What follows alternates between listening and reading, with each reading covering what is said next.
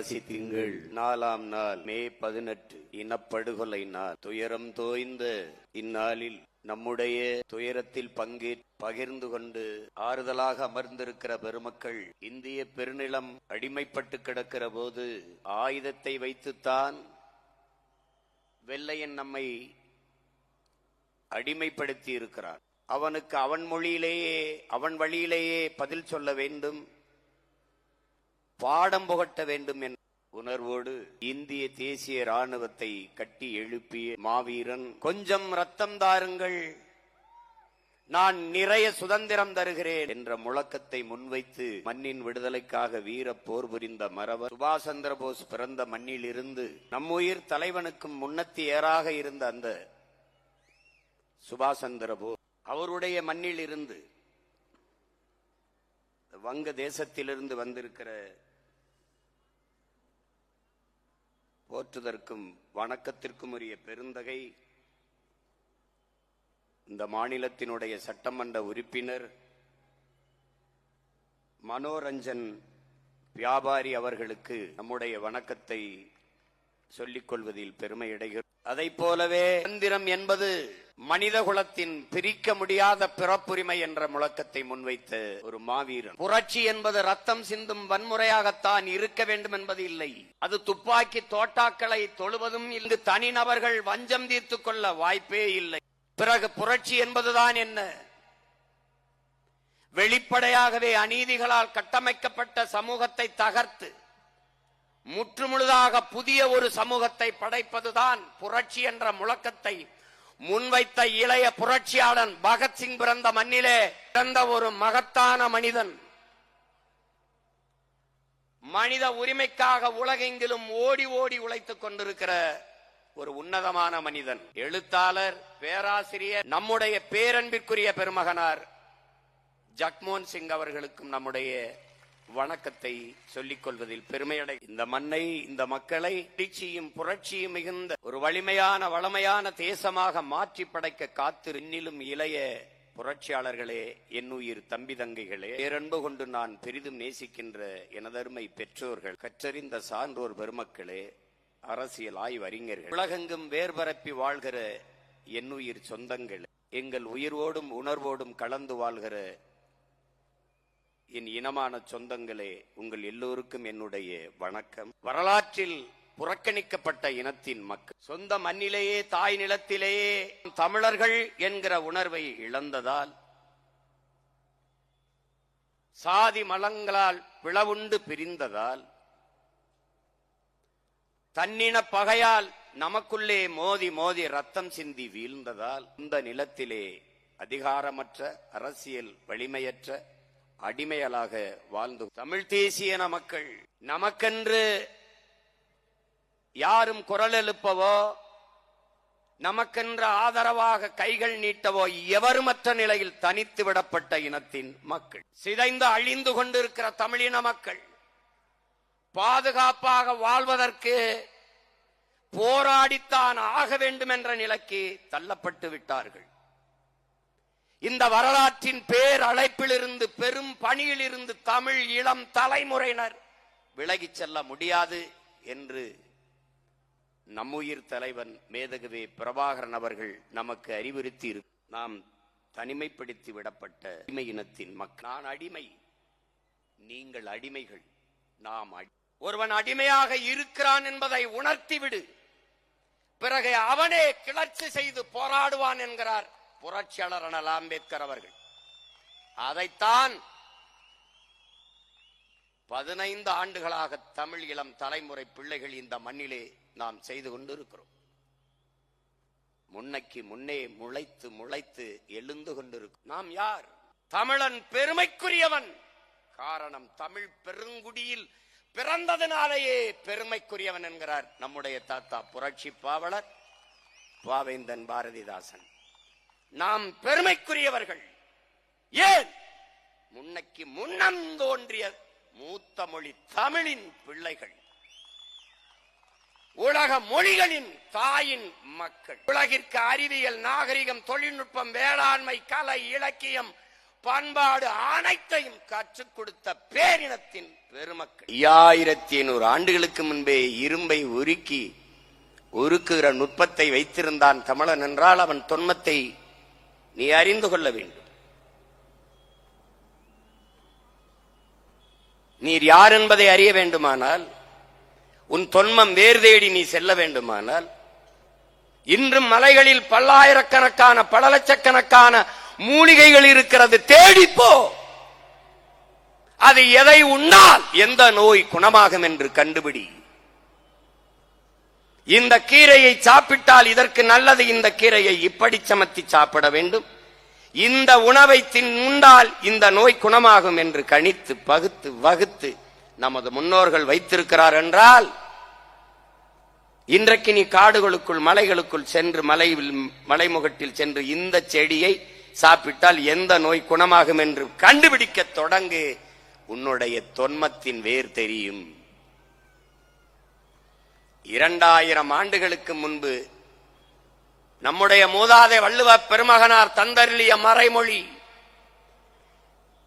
இன்று வரை எந்த மேதையாலும் எந்த ஆய்வறிஞனாலும் எவராலும் சொற்பிழை பொருள் பிழை எதையும் கண்டுபிடிக்க முடியாத ஒரு மானுட வாழ்க்கைக்கு நெறியை தந்த மகான் நம்முடைய மூதாதை வள்ளுவ பெருமகனார். அவனே வியக்கத்தக்கவன் என்றால் அவனுக்கு தமிழ் பயிடுத்தி வித்த ஆசிரியன் எவன் என்றார். கம்பன், கபிலன், வள்ளுவன், இளங்கோ சங்க இலக்கிய பாக்களை தந்த பெருமக்கள் எல்லோருக்கும் தமிழ் புகட்டிய ஆசிரிய பெருமகன் யார்? தொன்ம இலக்கணம் தொல்காப்பியம் தான் என்றால் அவனை பயிற்றுவித்தவன் அவன்.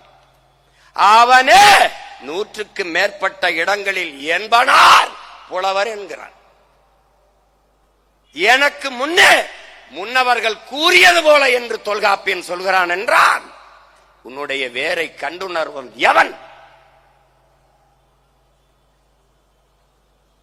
தமிழன் என்கிற போது ஒரு திமிர்வும் நிமிர்வும் வந்தால் நீ உண்மையிலேயே தமிழன். குனிந்து கைகட்டி ஊழ கும்பிடு போட்டு வாழ்க ஒளிக கோஷம் போட்டாய்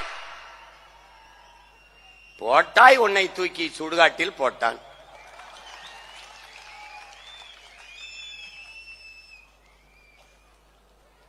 அரசியல் வரலாற்றில் வாழ்க ஒளிக கோஷம் இல்லாத ஒரே அரசியல் கட்சி நாம் தமிழர் கட்சி தான்.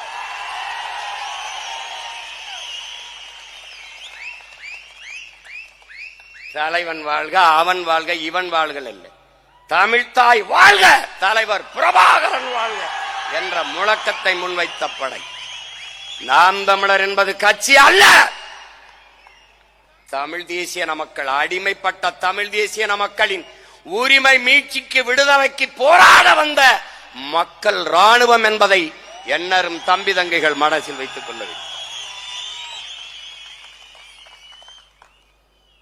யார் நீ? வரலாற்றில் நீ யார்? நாம் யார்? தமிழர்கள். அறம் பொருள் இன்பம் நிபாரா மானம் அறம் வீரம் மூன்றும் உயிரென்று வாழ்ந்த மறவர் கூட்டம் நாம். மானத்திற்காக்க உயிரையே விட்டவர்கள், அறத்தின் வழி நின்று வாழ்ந்த மறவர்கள். கடல் பட கடந்து படை பல நடத்தி உலகத்தின் பல்வேறு நிலப்பரப்பை வென்று உலகத்தின் 3வது பெரிய வல்லரசை நிறுவிய அருண்மொழி சோழன் அரசேந்திரனின் வாரிசுகள். பல்வேறு நாட்டை வென்றான், எந்த இன மக்களையும் அடிமைப்படுத்தி நமது முன்னவர்கள் ஆண்டதில்லை. ஏன்? தமிழனின் மாண்பு. வரலாற்றில் செய்தி இல்லை. தமிழர்கள் இந்த நாட்டு மக்களை, இந்த இனத்தின் மக்களை அடிமைப்படுத்தி ஆண்டார்கள் என்ற செய்தி எங்காவது உண்டா? இல்லை. பிறகு எங்களை சிங்களவன் அடிமைப்படுத்தி ஆள நினைத்தால் விடுவதற்கு இவர்கள் என்ன பூனையா, எலியா, புலிகளடா?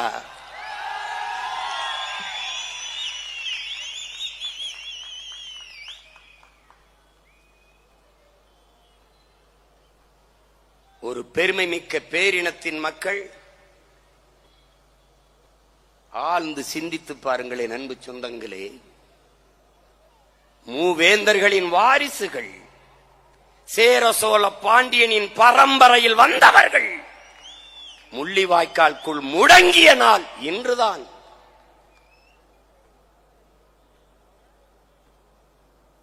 உலகாண்ட பேரினத்தின் மக்கள் ஊரெல்லாம் ஓடி ஓடி ஒண்டி திரிந்தது இப்போதுதான், இக்காலகட்டத்தில் தான்.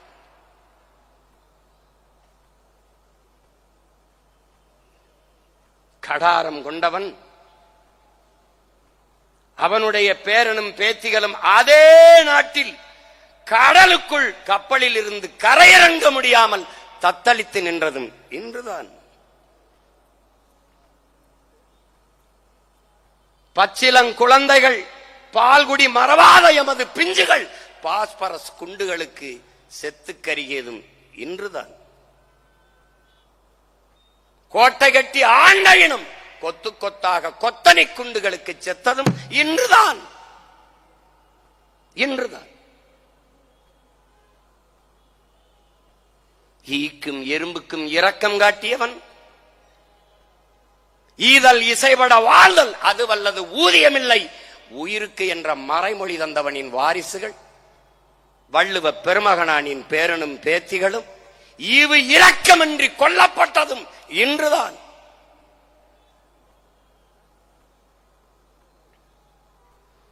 பிறப்பு ஒக்கும் எல்லா உயிருக்கும், பகுத்துண்டு பல் உயிர்கள் ஓம்புக, காக்கை குருவி எங்கள் சாதி, நீல் கடலும் மலையும் எங்கள் கூட்டம், வாடிய பயிரை கண்ட போதெல்லாம் வாடினேன், மயிலுக்கு போர்வை முல்லைக்கு தேர், காரணம் உயிர்மை நேயம்.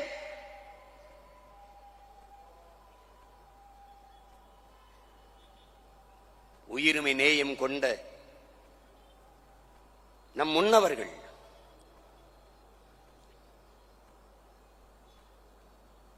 அவர்களின் உயிர்கள், அவர்களின் வாரிசுகளின் பிள்ளைகளின் உயிர்கள் பறிக்கப்படும் போது ஒருவன் கூட நேசிக்க இல்லை. இதுதான் கொடுமை.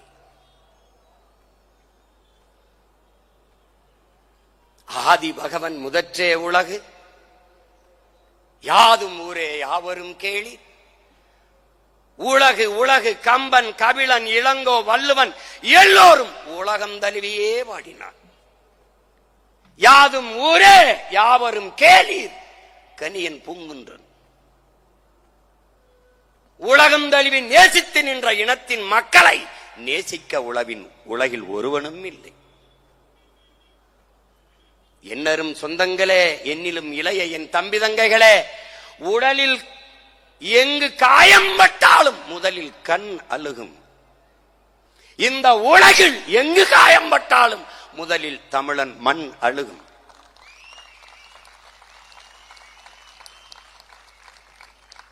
இந்த தமிழ் மண் அழுதிருக்கிறது. ஆனால் என் மண்ணும் மக்களும் மரணிக்கும் போது உலகில் ஒருவன் கூட அழவில்லை.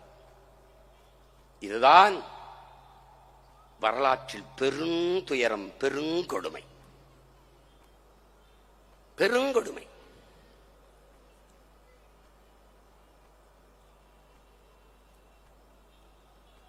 எமக்காகவும் பேசுங்களேன் என்று ஈழத்து பாவேந்தன் புதுவை ரத்னதுரனின் குரலில் அந்த காட்சிகளை நீங்கள் பார்த்தீர்கள். நம் பிள்ளைகள் எப்படி உடல் சிதறி கிடந்தார்கள் என்று.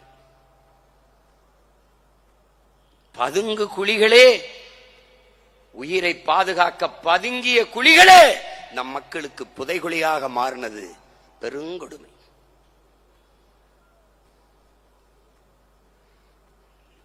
ஈழத்தாயின் மடியில் முழுக்க முழுக்க ரத்தமும் கண்ணீரும்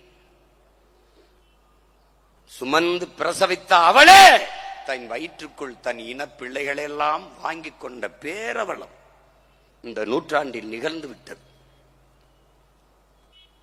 கேட்க நாதி கிடையாது.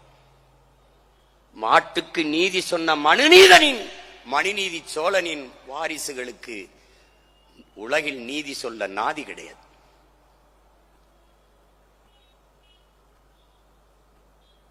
சின்ன சின்ன இனங்கள், 26 லட்சம் மக்கள், 10 லட்சம் 8 லட்சம் மக்கள் தொகையை கொண்ட இனங்கள் எல்லாம் விடுதலை பெற்று சுதந்திரமாக வாழ்கிற போது உலகில் 13 கோடி மக்கள் தொகை கொண்ட தமிழ் பேரின மக்கள் ஏன் சுதந்திரம் பெற்று பெருமையாக வாழக்கூடாது?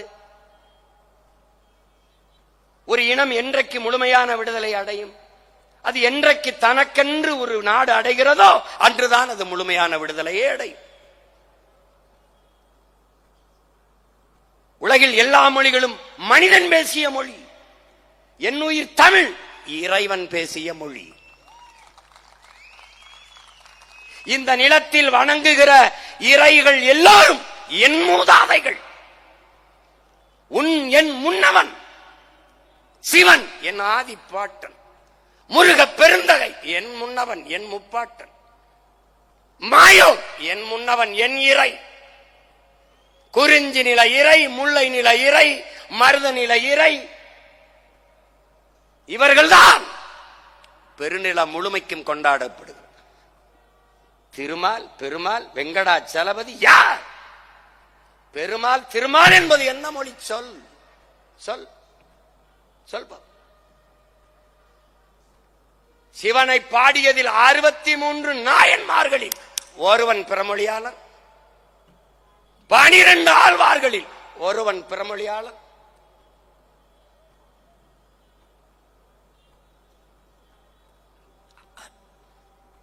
கடவுளை கடன் கொடுத்த இனத்தின் மக்களடா நாங்கள். கடவுளை கும்பிடுகிற வணங்குகிற கடவுளை உனக்கு கடன் கொடுத்த இனத்தின் மக்கள்.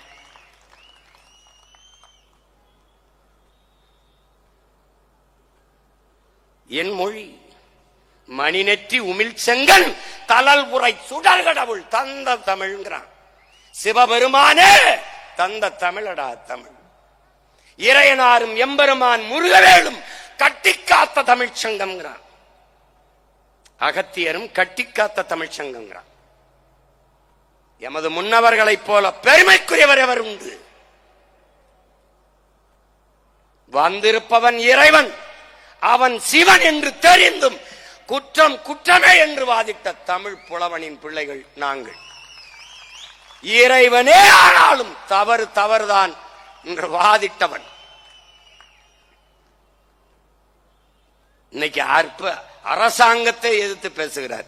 இது ஒரு அரசு, இதுக்கு ஒரு ஆங்கம், இது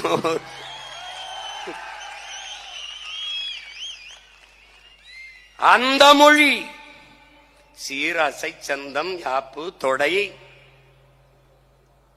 இப்படி அழகுற உலகிலேயே அழகுற கட்டமைக்கப்பட்ட, நன்கு கட்டமைக்கப்பட்ட ஒரே மொழி தமிழ் என்று தமிழ் பிள்ளை தமிழ் தாயின் பேரன் மகன் நான் சொல்லல, உலக மொழியில் பேரறிஞர்கள் சொல்றாங்க. உலகில் எம்மொழியும் துணையின்றி தனித்து இயங்கக்கூடிய உயர்தனி செம்மொழி ஒரே மொழி தமிழ் தான். எந்த மொழியும் தேவையே கிடையாது. எல்லாவற்றுக்குமான உயிர் சொற்கள், கலை சொற்கள், வேர் சொற்கள் பல பல என் தாய்மொழியில் உண்டு. அந்த மொழி அழிகிறது, அந்த மொழி அழிகிறது. மொழி சிதைந்து அழிந்தால் இனம் அழியும். இந்த வரலாற்று உண்மையை தெரிந்து அறிந்து தெளிந்து துணிந்து அந்த மொழியை மீட்க காக்க ஒருவன் வந்தான்.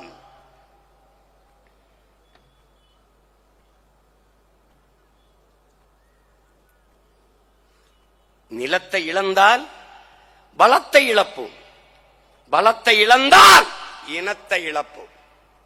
எனவே தாய் நிலத்தை இழக்கக்கூடாது என்று அன்னை நிலத்தை அடிமை நிலையில் இருந்து மீட்க காக்க ஒருவன் வந்தான். ஒருவன் வந்தான். என் அன்பு தம்பி தங்கைகளே, கோழைகள் கூட்டத்திலும் ஒரு வீரன் பிறப்பான். அடிமைகளின் கூட்டத்திலும் ஒரு தலைவன் பிறப்பான்.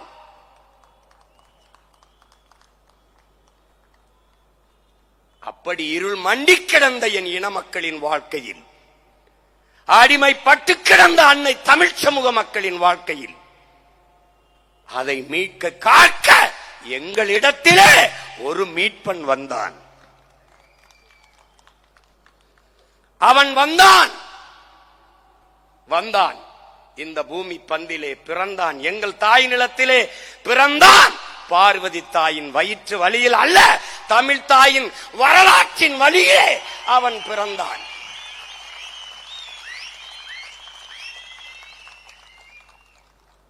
அவன் பிரபாகரன் எனும் பெயர் சொல்லை தாங்கி வந்தான்.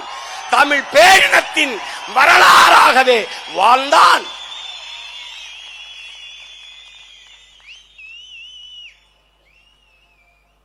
எமது முன்னவர்கள் வேலேந்தினார்கள், வாளேந்தினார்கள்.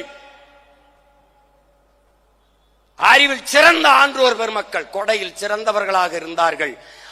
அப்போதெல்லாம் உலக அரங்கிலே தமிழன் என்ற ஒரு இனம் இருக்கிறது என்பது தெரியாதிருந்தது. தமிழனின் மானமும் வீரமும் தெரியாதிருந்தது. தமிழர் என்ற ஒரு இனம் உண்டு, தனித்தே அவருக்கு ஒரு குணம் உண்டு. அமிழ்தம் அவரது மொழியாம், அன்பே அவரது வழியாம். நம்முடைய தாத்தா நாமக்கல் கவிஞர் ராமலிங்கம் பிள்ளை பாடினார். அவன் பேரன். தமிழர் என்று ஒரு இனம் உண்டு, தனித்தே அவருக்கு ஒரு குணம் உண்டு. மானமும் வீரமும் உயிர் என்று உலகத்திற்கு காட்டினான். அரசனுக்கு அரசனும் அவன் மகன் அரசேந்தனும் ஏந்திய வாளில், பாண்டிய நெடுஞ்செழியன் ஏந்திய வாளில், சேரன் செங்குட்டுவன் ஏந்திய வாளில் ஏறாத புகழ் எங்கள் தலைவன் தூக்கிய துவக்கிலே உலகம் திரும்பி பார்த்தது. அவன் வெடித்த துவக்கின் முதல் தோட்டா வெடிப்பிலே உலகம் அதிர்ந்தது. தமிழன் என்ற ஒரு இனம் திரும்பி பார்த்த. இன்றைக்கு வரைக்கும் கனடாக்குள்ளே, அமெரிக்காக்குள்ளே உங்கள் முன்னால் நிற்கிற உங்கள் உடன் பிறந்தவன், உங்கள் மகன் நுழைய முடியாதென்றால் காரணம் நான் அல்ல, அவர்.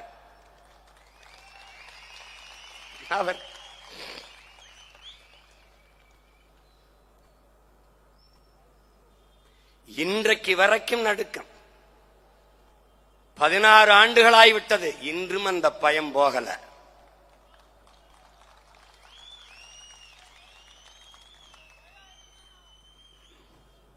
பயம் போகல.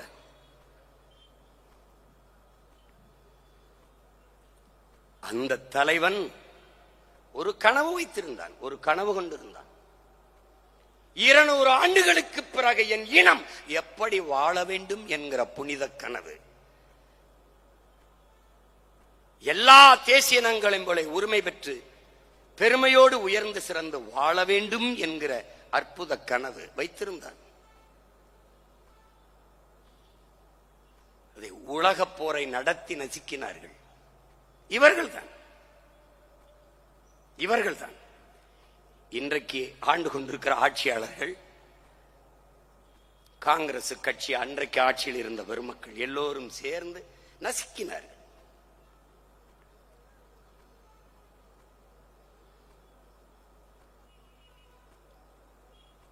அது ஒரு இனத்தை மட்டும் கொள்ளவில்லை, ஒரு பேரினத்தின் விடுதலை என்கிற புனித கனவையும் கொன்றுவிட்டது என் உடன் பிறந்தார்களே. அதுதான் பெருந்துயரம்.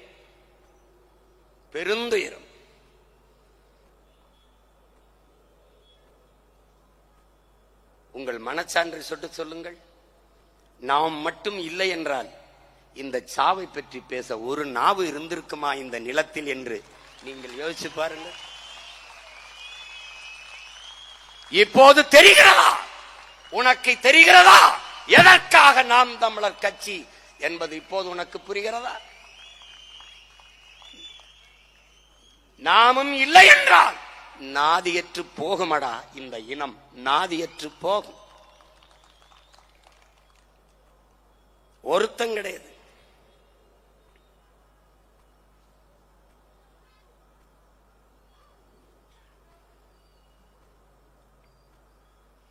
எப்படி கொன்று குவித்தார்கள்? 2008 2009 அந்த காலகட்டத்திற்கு போய்ப்பார். இந்த காட்சியை உன்னால பார்க்க முடியல. கண்ணால பார்த்த மகன் நான் இருக்கேன்.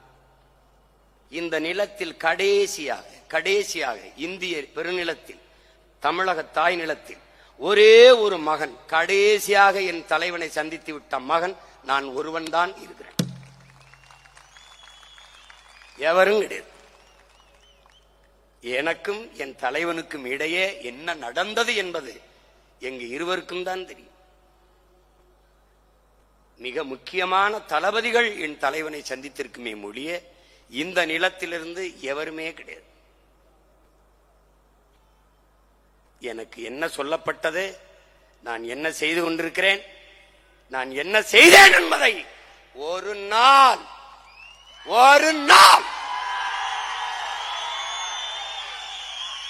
என் கனவை வென்று கையை இறுக பிடித்து தூக்குற போது நான் சொல்லுவேன், என்ன நடந்தது, என்ன நடத்த வேண்டியிருந்தது, எதை நடத்தினேன் என்பதை காட்டுவேன். அவரே போய்த்திருக்கிறார். பொறுமை என்கிற மரத்தின் வேர் எப்போதும் கசப்பாக இருக்கும், ஆனால் அதன் கனிகள் மிகவும் தித்திப்பாக இருக்கும்.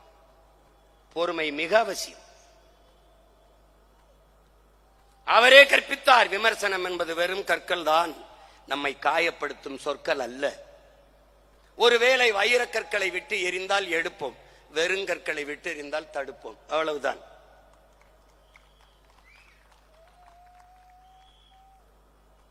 அறிவார்ந்த பெருமக்களே, அன்னை தமிழ் சமூகத்தின் பிள்ளைகளே, நமக்கு இருக்கிற பொறுப்பையும் கடமையையும் நாம் உணர்ந்து களத்தில் நிற்க வேண்டிய தேவை உருவாகி இருக்கிறது.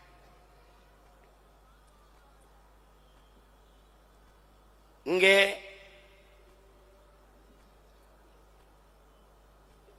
இறுதிக்கட்ட ஈழப்போரில் என்ன நடந்தது என்பது சிலருக்கு தெரியும். அதற்கு பின்னாடி பிறந்து வளர்ந்த பிள்ளைகளுக்கு தெரிய வாய்ப்பில்லை.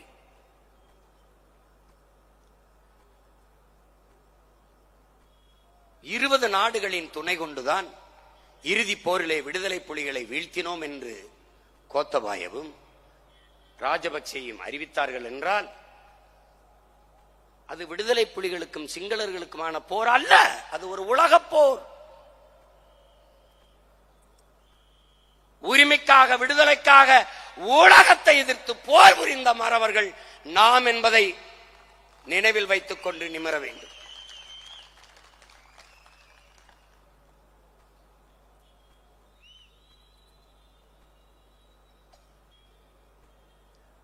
உலகத்திற்கு முன்பு விடுதலை புலிகள் பயங்கரவாதிகள் என்று சொன்னவர்கள் இங்கிருந்த தலைவர்கள் தான். உலகத்திற்கு முன்பு விடுதலை புலிகளை கொன்றொழிக்க வேண்டும் என்று துடித்தவர்கள், தவித்தவர்கள் இங்கிருந்த ஆட்சியாளர்கள் தான். இதில் என்ன கொடுமை, நம் இனத்தை கொன்று குவித்தவர்களுக்கே வரிசையில் நின்று வாக்கு செலுத்தி அவர்களுக்கு வலிமையை கொடுத்து, அதிகாரத்தை கொடுத்து அடிமையா வாழ்கிற ஒரு இன மக்கள் உலக வரலாற்றில் உண்டென்றால் அது நாம் தான். போரை நடத்தியது யார்? ஒப்புக்கு சிங்களர்கள் கொன்றார்கள். நடத்தியது யார்? அன்றைய காங்கிரஸ் கட்சி, அதன் ஆட்சி. கூட நின்றது யார்? இன்றைய ஆட்சியாளர்கள், திமுக.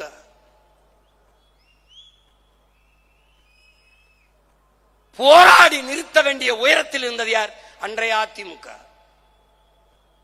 2G அலைக்கற்றுக்காக ஒரு மாதம் பாராளுமன்றத்தை முடக்கி போட்ட கட்சி பாரதிய ஜனதா. பக்கத்தில் ஒரு தீவில் இத்தனை மக்களை கொன்று குவிக்கிறார்களே, அவர்களுக்கு ஏன் நீங்கள் உதவி செய்து கொண்டிருக்கிறீர்கள், அந்த போரை தலையிட்டு நிப்பாட்டுங்கள் என்று பேசாது இருந்த கட்சி பாரதிய ஜனதா. இதிலிருந்து நீ என்ன தெரிந்து கொள்ள வேண்டும்? இவன் 4 பேருமே தமிழ் பேரினத்தின் பகைவர்கள், எதிரிகள் என்பதை நீ புரிந்து கொள்ள.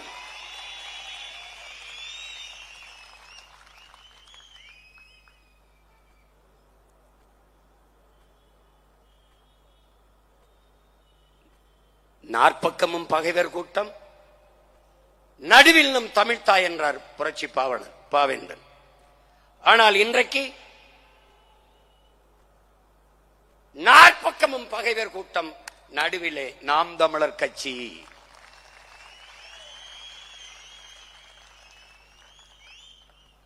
நான் தலைவன், நீ தொண்டன் அல்ல, நீ ஒரு புரட்சியாளன். நீ உன் புரட்சியாளன், நான் ஒரு புரட்சியாளன். என்னையும் உன்னையும் உருவாக்கியவன் அந்த மாபெரும் புரட்சியாளன் பிரபாகரன் என்ற பெரும் புரட்சியாளன். அன்பு தம்பி தங்கைகளே, மக்களுக்காக போராடுகிறவன் தலைவன், மக்களை போராட தயார் செய்கிறவன் புரட்சியாளன். ஒரே நேரத்தில் மக்களுக்காக போராடுகிற தலைவனாகவும் போராட தயார் செய்கிறவனாகவும் இருந்தவன் நம் உயிர் தலைவன் மேதகவே பிரபாகரன் அவர்கள்தான். அந்த புரட்சியாளன் உருவாக்கிய இந்த தலைமுறை புரட்சியாளர்கள் நீயும் நானும் என்பதை மனதில் வைத்துக் கொள்ள வேண்டும்.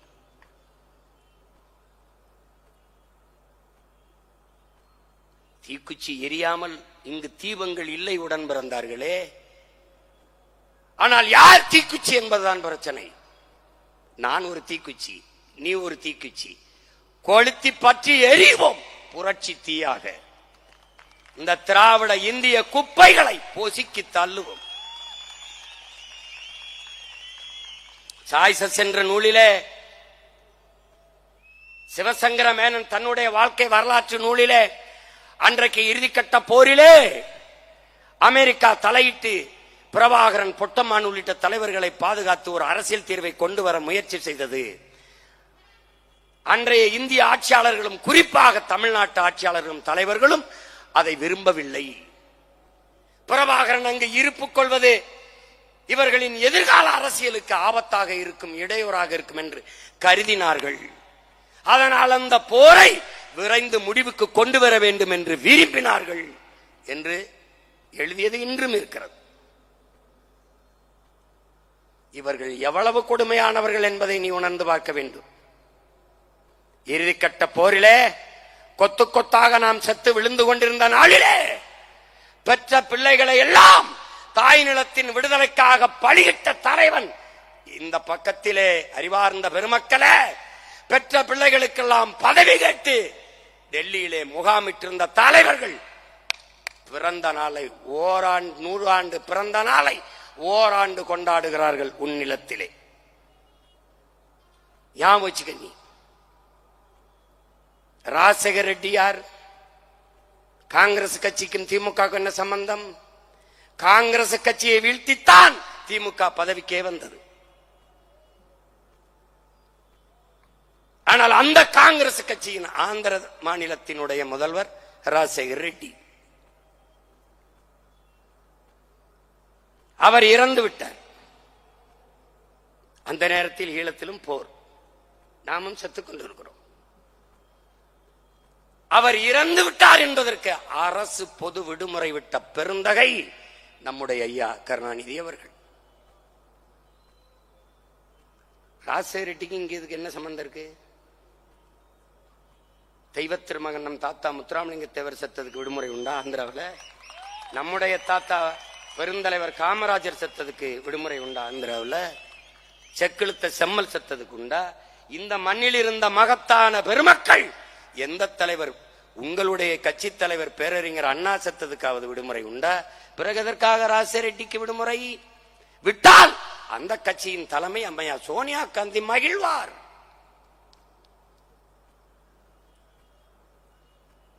மானத்தமிழ் பிள்ளைகளே, இனியாவது விழித்துக் கொள்ளுங்கள்.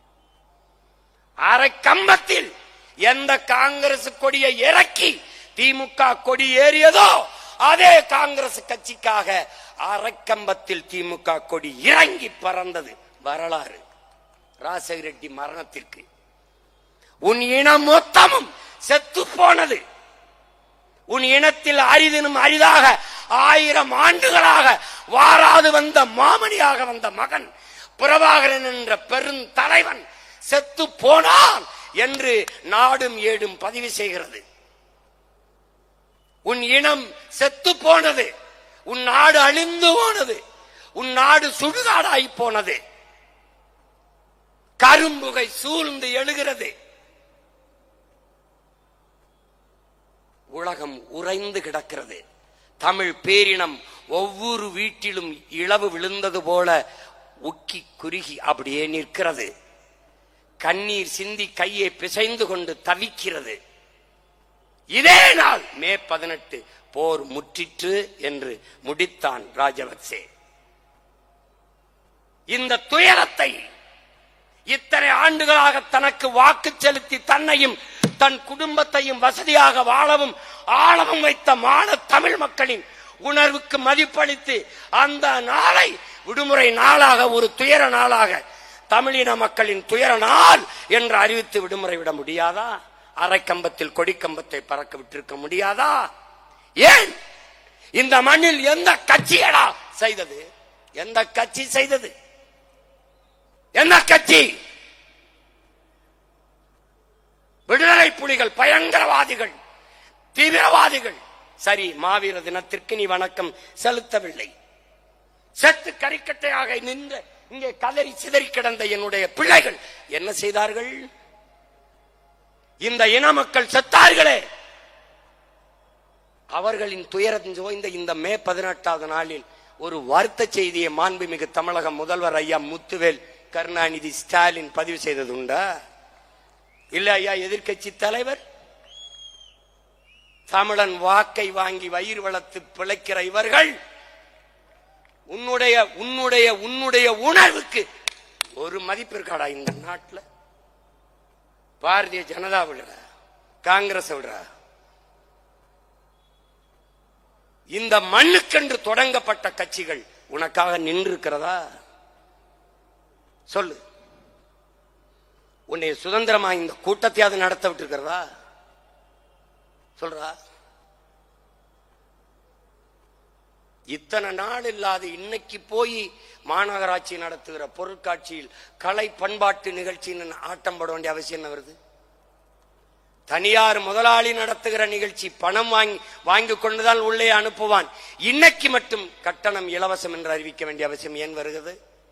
ஏன் வருது? முன்னாடி நிற்பவன் பிரபாகரன் மகன் என்பதால் வருகிறது.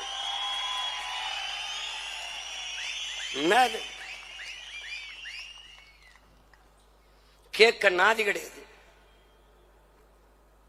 ஏன் இந்த கட்சிகள் இதற்கு வணக்கம் செலுத்தலை, ஒரு அறிக்கை விடலை? ஏன் விடுவதில்லை? ஏன்? இதில் அவர்களுக்கு அரசியல் இல்லை.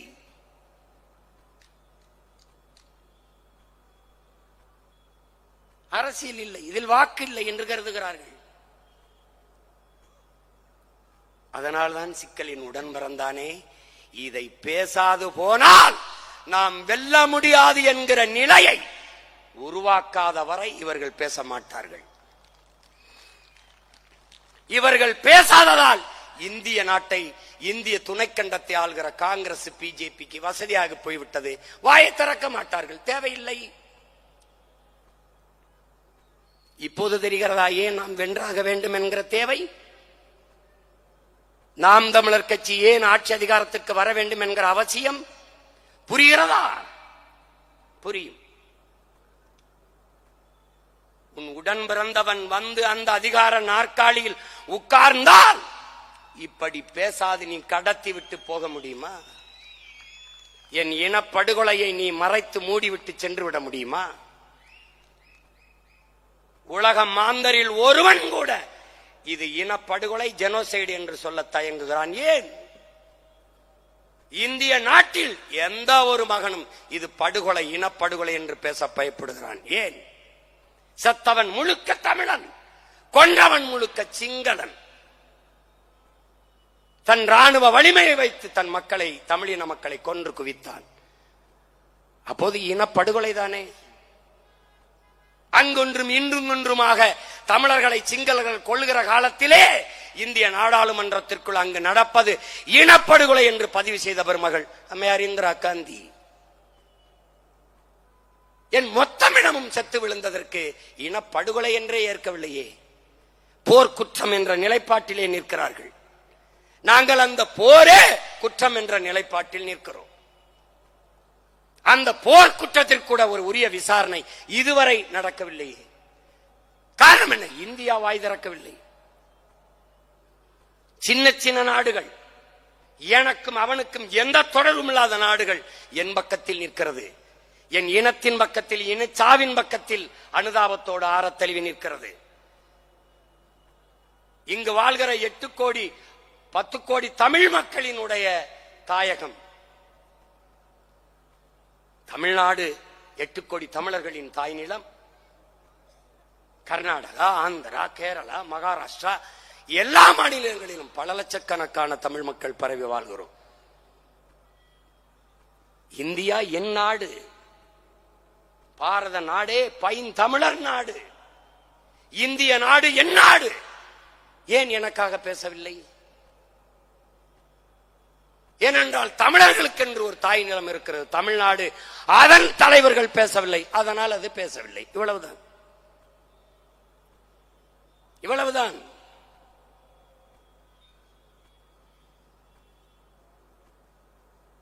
நமக்கு ஒரு பெரிய மயக்கம் இருக்கிறது, சாதி. இன்னும் ஒரு பெரிய மயக்கம் இருக்கிறது, மதம். அதற்கப்புறம் ஒரு மயக்கம் இருக்கிறது, சாராயம். பிறகு திரை கவர்ச்சி. இது நாளிலும் இருந்து தப்பிக்க முடியாத சிக்கிக்கொண்ட பூச்சிகள் போல ஆயிட்டோம். மொழி இன உணர்வு செத்து போனது.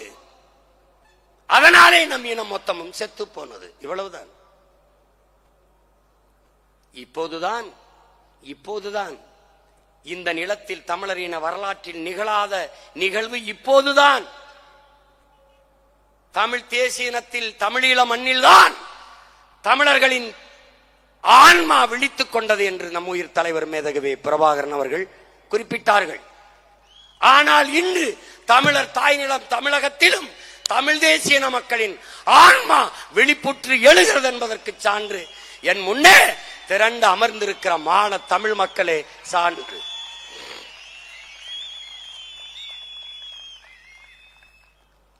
சாதிக்காக கூடுவான் பல லட்சக்கணக்கில், சார்ந்த மதத்திற்காக கூடுவான் பல லட்சக்கணக்கில், கும்பிடுகிற சாமிக்காக கூடுவான் பல லட்சக்கணக்கில். ஆனால் முதலாக வரலாற்றில் தான் பிறந்த பெருமை மிக்க தமிழன் என்கிற இனத்திற்காக இப்போதுதான் கூட தொடங்கி இருக்கிறார். இதுதான் வரலாற்றில் மாறுதல், இதுதான் புரட்சி, இதுதான் புரட்சி.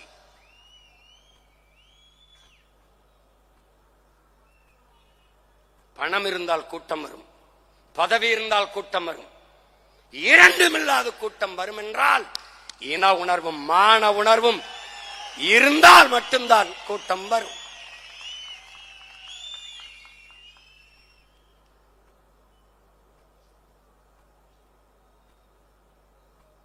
இன்றைக்கு பேசாத இவர்கள் நீ பார்,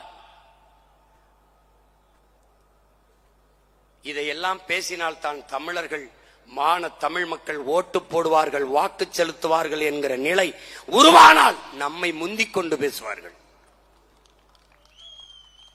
காரணம், இவர்களுக்கு தேவை வாக்குதான், நம்முடைய வாழ்க்கை அல்ல.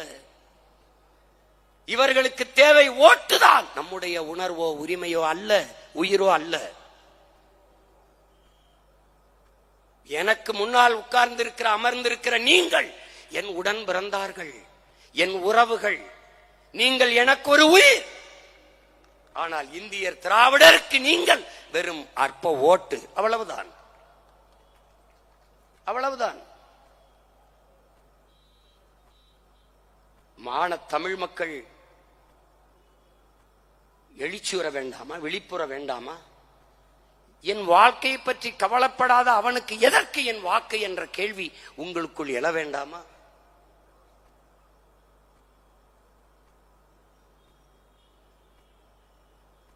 எவ்வளவு பெரிய கொடுமை!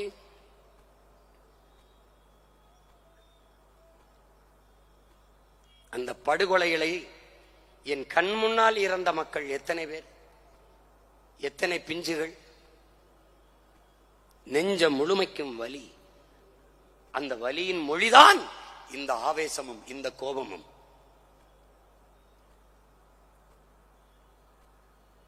ஒரு தங்கை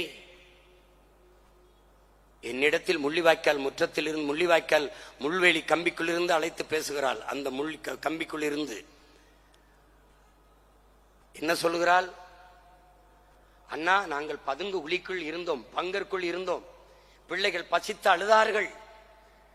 சரி, அந்த குழியின் கரையிலே அதிலே ஒரு பானையை வைத்து உலையை வைத்து வெறும் அரிசியவாது போட்டு காய்ச்சி பிள்ளைகளுக்கு கொடுத்து விடலாம் என்று அடுப்பை பத்த வைக்க அந்த பாத்திரத்தை எடுத்துக்கொண்டு நிமிர்ந்தேன். அண்ணா, பார்க்க முடியவில்லை அண்ணா, நம் சொந்தங்களுடைய நம் மக்களினுடைய கையும் காலும் குடலும் தலையும் செதறி செதறி விழுந்ததண்ணா, அப்படியே நான் மயங்கி உள்ளே குழிக்குள்ளே விழுந்து விட்டேன் என்று ஒரு மரத்தை காட்சிப்படுத்தியிருந்தான். நம் பிள்ளைகளின் குடல் அந்த மரங்களில் தொங்கிக் கொண்டிருந்தது. எப்படி மறந்து போக முடியும்? எப்படி இதை கடந்து போக முடியும்? ஆனால் மறந்து கடந்து நீ போய்விட்டாய். 16 ஆண்டுகளாகிவிட்டது.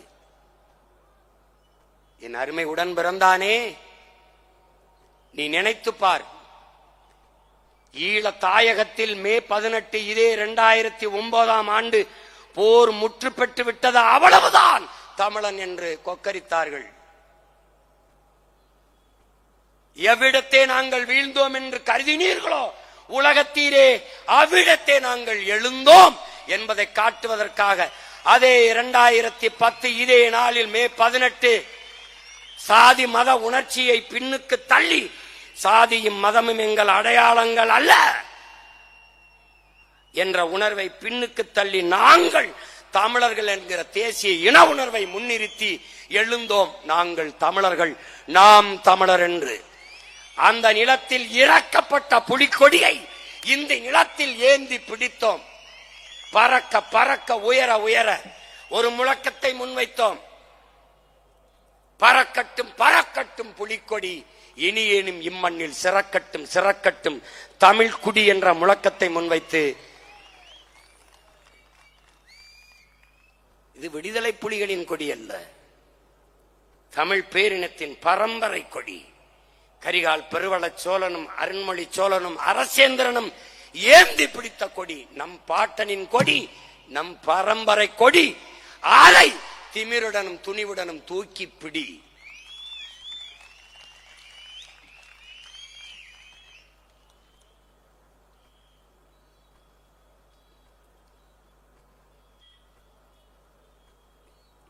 இப்போது நம் கண்முன்னே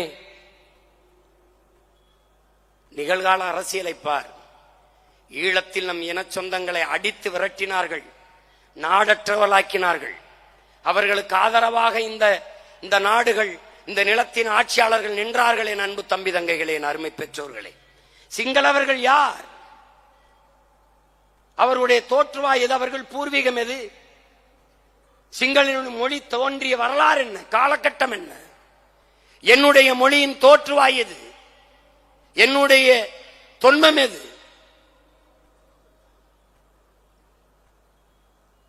என் நிலத்திலே அண்டி ஒண்டி பிழைக்க வந்த சிங்களன் என்னை அடித்து விரட்டி நாடற்றவனாக்கினான் என்றால் அதை எப்படி சகித்துக் கொண்டு வாழ்வது?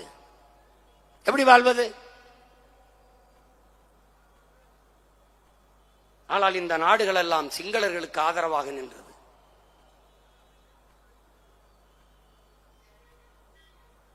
பெருந்துயரம் இது, பெருங்கொடுமை. அங்கு அடித்து விரட்டினார்கள், இங்கு நம்மை ஆக்கிரமித்து விரட்டுகிறார்கள். முற்றுமுழுதாக நம் மொழி அழித்து ஒழிக்கப்பட்டு விட்டது. தமிழர்கள் நமக்கு தமிழ் எழுத படிக்க வரவில்லை, பேச தெரியவில்லை. ஆங்கிலம் கலவாமல் பேச முடியாது. தமிழையே ஆங்கிலத்தில் தான் எழுதுகிறோம். இந்த மண்ணிலே ஈவே ராமசாமி என்கிற ஒருவர் சாதித்த ஒன்றே ஒன்று, இது ஒன்றுதான். தமிழ் சனியனை ஒழியுங்கள் என்றால் ஒழித்து விட்டார்கள் திராவிடர்கள். அவருடைய சாதி மறுப்போ, கடவுள் மறுப்போ, சமூக நீதியோ, பெண்ணிய உரிமையோ வெல்லவில்லை. தமிழ் ஒழிப்பில் வென்று விட்டார்கள். தமிழோடு ஆங்கிலம் கலந்து கலந்து பேசு என்றார், சாதித்து விட்டார்கள். தமிழை ஆங்கிலத்திலே எழுது என்றார், சாதித்து விட்டார்கள். தமிழக முதலமைச்சர் மாண்புமிகு ஐயா ஸ்டாலின் அவர்கள் வர்த்தக பெருமக்களின் மாநாட்டிலே, வணிக பெருமக்களின் மாநாட்டிலே, நீங்கள் தமிழிலே பெயர் வையுங்கள், எப்படி ரெயின்போ என்பதை ரெயின்போ என்று எழுதுங்கள் என்று சொல்கிறார். வானவில் என்று எழுதுங்கள் என்று சொல்லவில்லை. இதுதான் தங்கிலீசு தமிங்கிலம். திட்டமிட்டு உன் தாய்மொழியை அழித்து முடித்து விட்டார்கள். தமிழ் மீட்சியே தமிழர் எழுச்சி. தமிழ் மீட்சியுற வேண்டுமானால் தமிழன் அதிகாரத்துக்கு வர வேண்டும். தமிழன் ஆளும் போதுதான் தமிழ் எழுச்சியுறும், மீட்சியுறும். அப்ப இவர்கள் தமிழர்கள் இல்லையா, தமிழர்களா இல்லையா என்பதை அவர்கள் ஆட்சியில் வைத்துப்பார். தமிழனா பிறந்து விட்டவன் எல்லாம் தமிழன் அல்ல, என் உடன் பிறந்தானே. எவன் தமிழுக்கும் தமிழனுக்கும் இறுதி வரை உறுதியாக நின்று போராடுகிறானோ, உழைக்கிறானோ, அவன்தான் தமிழன்.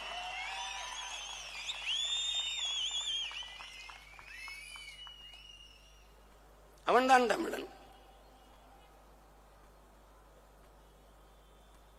இப்ப என்ன செய்ய போகிறாய்? உன் மொழி மீட்சிக்கு என்ன செய்ய போகிறாய்? 1.5 கோடி வட இந்தியன் இங்கே வந்து விட்டான். இந்தியை எதிர்க்கிறது பெருமக்கள் நமக்காக பேசினார்கள். 500 ஆண்டுகளை தொடாத இந்தியை எல்லாம் படிபடி என்கிறான். 50,000 ஆண்டுகளுக்கு மூத்த உன் தாய்மொழியை விட்டு நீ வெளியேறி கொண்டிருக்கிறாய். என்ன செய்ய போகிறோம்? இந்தி படித்தால் வட இந்தியாவில் வேலை என்கிறார்கள். அப்ப எதற்காக 1.5 கோடி வட இந்தியன் என் நிலத்திற்கு வந்தான்? என் நிலத்திற்கு எதற்காக வந்தான்? வந்தவன் என்ன செய்கிறான்? குடும்ப அட்டை பெறுகிறான், வாக்குரிமை பெறுகிறான். இது எவ்வளவு பெரிய பேராபத்தை உண்டும் என்பதை நீ புரிந்து கொள்ள வேண்டும். இதே நிலத்தில் கோயம்புத்தூர், திருப்பூரிலே இன்னும் சரியாக 10 ஆண்டுகளில் நாம் அடித்து விரட்டப்படுவோம். எழுதி வைத்துக் கொள். தமிழன் தொழிற்சாலையில் தமிழர்களுக்கு வேலை கொடுக்காதே என்று வடவர்கள் போராடுகிறார்கள். நீ ஈரோட்டிலே, பெருந்துறையில் எல்லாம் தமிழ் வேட்பாளர்கள் வெல்வது வாய்ப்பில்லை. இங்கேயே கோவை தெற்கிலே அம்மா வான்மதி சீனிவாசன் 20,000 வாக்கிலே வென்றிருக்கிறார்கள். அந்த 20,000 வாக்கும் வட இந்தியர்கள் வாக்கு. இந்த நிலத்தின் அரசியலையும் அதிகாரத்தையும் அவன் தீர்மானிப்பான். நீ இந்தி பேசக்கூடிய இன்னொரு மாநிலமாக இது மாற்றப்படும். நீ அடித்து விரட்டப்படுவாய். ஈழத்தில் அடித்து விரட்டப்படும் போது ஏதிலியாக வந்து நிற்கவாவது இங்க ஒரு இடம் இருந்தது. ஆனால் இங்கிருந்து விரட்டப்பட்டால் நீ எங்கு செய்வாள் என்று, எங்கு செல்வாய் என்று ஒரு நொடி சிந்தித்து பார்க்க வேண்டும்.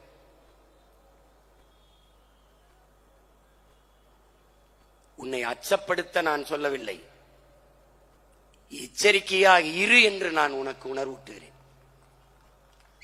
உன் அண்ணன் உயிரோடு இருக்கும் வரை ஒரு கொம்பனாதி கொம்பனும் இந்த நிலத்தில் இருந்து உன்னை தொட்டு விரட்ட முடியாது.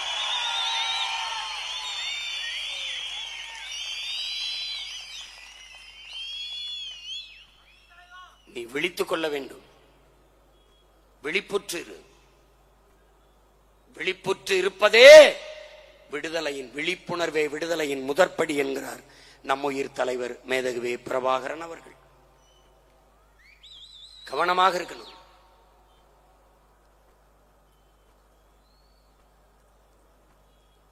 உன் நிலத்தில் உனக்கு என்ன இருக்கிறது என்று யோசித்துப்பார். படிக்க கல்வி வைத்திருக்கிறாயா? இல்லை. குடிக்க தூய நீர் வைத்திருக்கிறாயா? இல்லை. பார்க்க சரியான மருத்துவம் வைத்திருக்கிறாயா? இல்லை. பயணிக்க பாதை இருக்கிறதா? இல்லை. படித்தால் வேலை இருக்கிறதா? இல்லை. நீ சாப்பிடுகிற உணவு உணவுதானா? அதுவாவது உனக்கு தெரியுமா? இல்லை. நீ நஞ்சை உண்டு கொண்டிருக்கிறாய். நஞ்சை உண்டு கொண்டிருக்கிறாய். நீர் என்று விஷத்தை அருந்திக் கொண்டிருக்கிறாய். காற்றென்று கந்தக தூசியை சுவாசித்துக் கொண்டிருக்கிறாய்.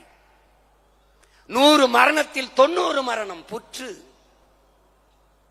3 வயது குழந்தைக்கு புற்று. காரணம் தாயின் பாலில் இருந்து வந்த தொற்று.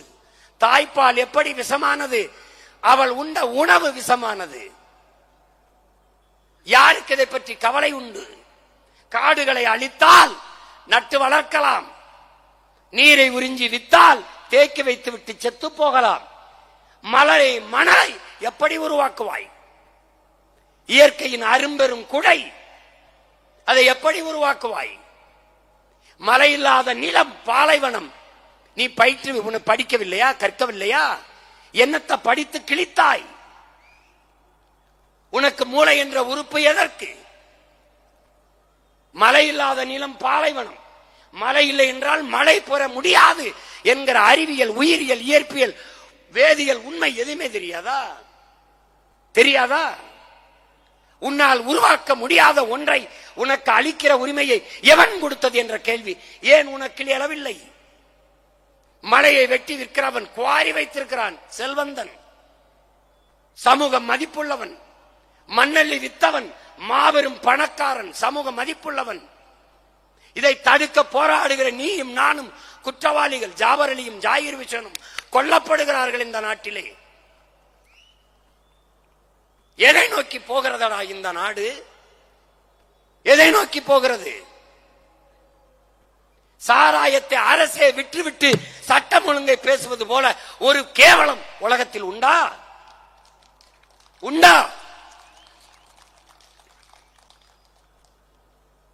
எங்கே போகிறது நாடு? இதை சரி செய்வதை தவிர வேற என்ன சரியான அரசியல்? எது அரசியல்? எது? கூட்டணி வைக்க மாட்டாயா சீமான்? கூட்டணி வைக்க மாட்டாயா சீமான்? முதலில் இவர்கள் என்ன பேசினார்கள்? கூட்டணி வைக்கவில்லை என்றால் உங்கள் கூட வருகிற உங்களை நம்பி வர்ற பிள்ளைகள் சோர்ந்து விட மாட்டார்களா? விடமாட்டார்கள்.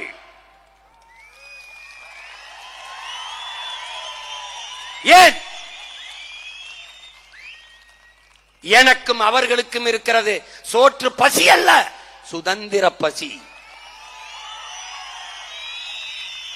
எனக்கும் அவர்களுக்கும் இருக்கிற பசி வயிற்று பசி அல்ல, வரலாற்றின் பசி. 1000 ஆண்டுகளுக்கு மேலே எமது முன்னவர்கள் தூக்கி சுமந்து வந்த விடுதலை பசி, பெருங்கனவு, அறம் சார்ந்த மறவர்களின் ஆட்சி என்ற புனித கனவு பசி. பசி, பஞ்சம், ஊழல், லஞ்சம், கொலை, கொள்ளை, சாதிய இழிவு, தீண்டாமை, அடக்குமுறை, ஒடுக்குமுறை, மதுமத போதை, பாலியல் வன்கொடுமை, இது ஏதுமற்ற தூய ஒரு தேசம் படைக்க வேண்டும் என்கிற லட்சிய பசி. கூட்டணி இல்லாமல் எப்படி வெல்வாய் என்று கேட்கிற பெருமக்களே, கொள்கை இல்லாமல் எப்படி வெல்வாய் என்று ஒருமுறை கூட நீங்கள் கேட்காதது ஏன்?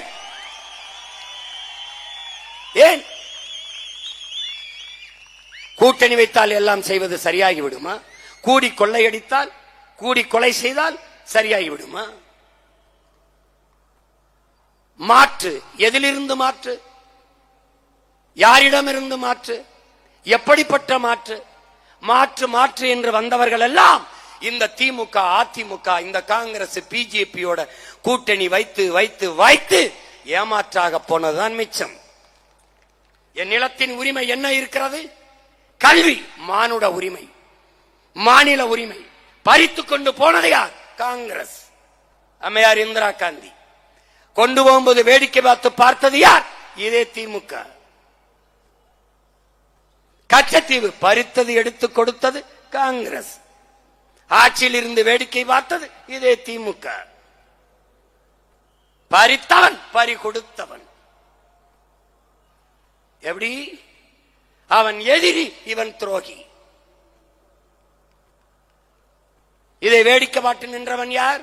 இந்த கட்சிகள் தான். சிஏஏ அவர்தான், என்ஐஏ அவர்கள் தான், நீட்டு நீட்டியது அவர்கள் தான், ஜிஎஸ்டி அவர்கள் தான், கூட இருந்து கும்மி அடித்தது இவர்கள் தான். இவர்கள் தான். என்னடா மாற்றம்? அங்கும் ஊழல், இங்கும் ஊழல், அங்கும் லஞ்சம், இங்கும் லஞ்சம், அங்கேயும் பஞ்சம், இங்கேயும் பஞ்சம், அங்கேயும் திருட்டு, இங்கேயும் திருட்டு, அங்கேயும் இருட்டு, இங்கேயும் இருட்டு. வேற என்ன? வேற என்ன? அங்கேயும் சாராயம், இங்கேயும் சாராயம். என்ன மாற்று? திமுக, அதிமுகவுக்கு என்ன மாற்று? அங்கே கொடியில் அண்ணா இருப்பார், இங்க அதுவும் இருக்க மாட்டார், அவ்வளவுதான். அவர்கள் ஆட்சியில் 60 ரூபாய் கமிஷன், இவர்கள் ஆட்சிக்கு வந்தா கூட 40 ரூபாய் சேர்த்து 40 ரூபாய் கமிஷன். அது கார்டு அண்ட் ரேட், இது ஃபார்மாலிட்டிஸ். இதானடா party change. Bharatiya Janata Congress வேறுபாடு. ஒரே ஒரு கொள்கையில் மாறுபாடு. நீட்டை கொண்டு வந்தது காங்கிரஸ், செயல்படுத்தியது பாரதிய ஜனதா. என்ஐஏ கொண்டு வந்தது காங்கிரஸ், செயல்படுத்தியது பாரதிய ஜனதா. என்ஆர்சியை கொண்டு வந்தது காங்கிரஸ், செயல்படுத்தியது பாரதிய ஜனதா. அவர்கள் பெற்று பேர் வைத்தார்கள், ஹார்லிக்ஸ் போன்விட்டா கொடுத்து வளர்க்கிறார். அவ்வளவுதான், அவ்வளவுதான். என் உடன் பிறந்தானே என்ன செய்வாய்? திமுக அதிமுகவில் என்ன வேறுபாடு கண்டாய்? என்ன வேறுபாடு கண்டாய்? உன் மொழி செத்து போனது. யாரையாவது ஒருவர் கவலைப்பட சொல்றார். சாலையில் நீ பயணிக்கிறாயே என் உடன் பிறந்தவனே, தமிழ் தாயின் பிள்ளையே, நீ இருபக்கமும் சாலையில் பயணிக்கும் போது கடையில் இருக்கிற விளம்பர பலகையை படி. உனக்கு கோபம் வந்தால் என் கையை இறுக பிடி, என் கையை இறுக பிடி. இதில் கோபமே வரவில்லை என்றால் சற்று தள்ளி நில்லுங்கள். கோபம் வந்தால் தயவு செய்து எங்களோடு வந்து நில்லுங்கள். படித்து பார், ஒரு இடத்திலேயாவது உன் தாய்மொழி இருக்கிறதா என்று. உன் கண்முன்னே உன் தாய் சிதைத்து அழிக்கப்பட்டு விட்டாளடா, அழிக்கப்பட்டு விட்டாள். உன் கண்முன்னே உன் இனம் கொன்றொழிக்கப்பட்டு விட்டது. உன்னால் ஒன்றும் செய்ய முடியவில்லை. உன் கண்முன்னே உன் வளங்கள் களவு போய் கொண்டிருக்கிறது. நாளெல்லாம் பொழுதெல்லாம் எங்கள் செல்வம் கொள்ளை கொண்டு போகவோ, நாங்கள் இங்கு சாகவோ, அழுது கொண்டு இருப்போமோ, ஆண் பிள்ளைகள் அல்லமோ, உயிர் வெல்லமோ என்று பாடினான் பாட்டன் பாரதி. போய்விட்டது உன் செல்வங்கள். அவன் அடிமை இந்தியாவில் பாடினானடா, நீ விடுதலை பெற்ற இந்தியாவில் இருக்கிறாய். தர்மமே வெல்லும் எனும் சான்றோர் சொல் பொய்யாமோ, கர்ம விளைவுகள் யாம் கன்றதெல்லாம் போதாதோ என்று கதறினான். எங்கடா தர்மம் இருக்கிறது? எங்கே இருக்கிறது என் உடன் பிறந்தவனே? இந்த அரசியலை செய்யவா நீனும் நானும் பிறந்தோம்? நாம் எப்போது பிறந்தோம்? இதே நாளில், இதே நாளில் லட்சக்கணக்கான நம் இனத்தின் பிணத்துக்கிடையிலே பிரசவமான பிள்ளைகளடா நீயும் நானும். நம் தாய் தந்தையரின் கண்ணீரிலும் ரத்தத்திலும் கருக்கொண்ட பிள்ளைகளடா நாம். நாம் ஆள் மாற்றத்திற்கு, ஆட்சி மாற்றத்திற்கு வந்த ஆட்கள் அல்ல, அதற்கு வந்த அரசியல்வாதிகள் அல்ல. அடிப்படை அமைப்பு அரசியல் மாற்றத்திற்கு வந்த லட்சியவாதிகள், புரட்சியவாதிகள். ஐயா ஸ்டாலினை வீழ்த்தி ஐயா எடப்பாடியை உட்கார வைப்பது, எடப்பாடி ஐயா வீழ்த்தி ஐயா ஸ்டாலினை உட்கார வைப்பது இல்லை. இந்த கோட்பாட்டையே வீழ்த்தி புதிய ஒரு கோட்பாடு, புரட்சிகர அரசியல் கோட்பாடு, பெருந்தலைவன் பிரபாகரன் கண்ட பெருங்கனவை கட்டி எழுப்புகிற கோட்பாடு, தீய ஆட்சி முறையை ஒழித்து தூய ஆட்சி முறையை மலரச் செய்கிற மகத்தான கோட்பாடு. அதுதான் நாம் தமிழர் கட்சியின் லட்சிய கோட்பாடு.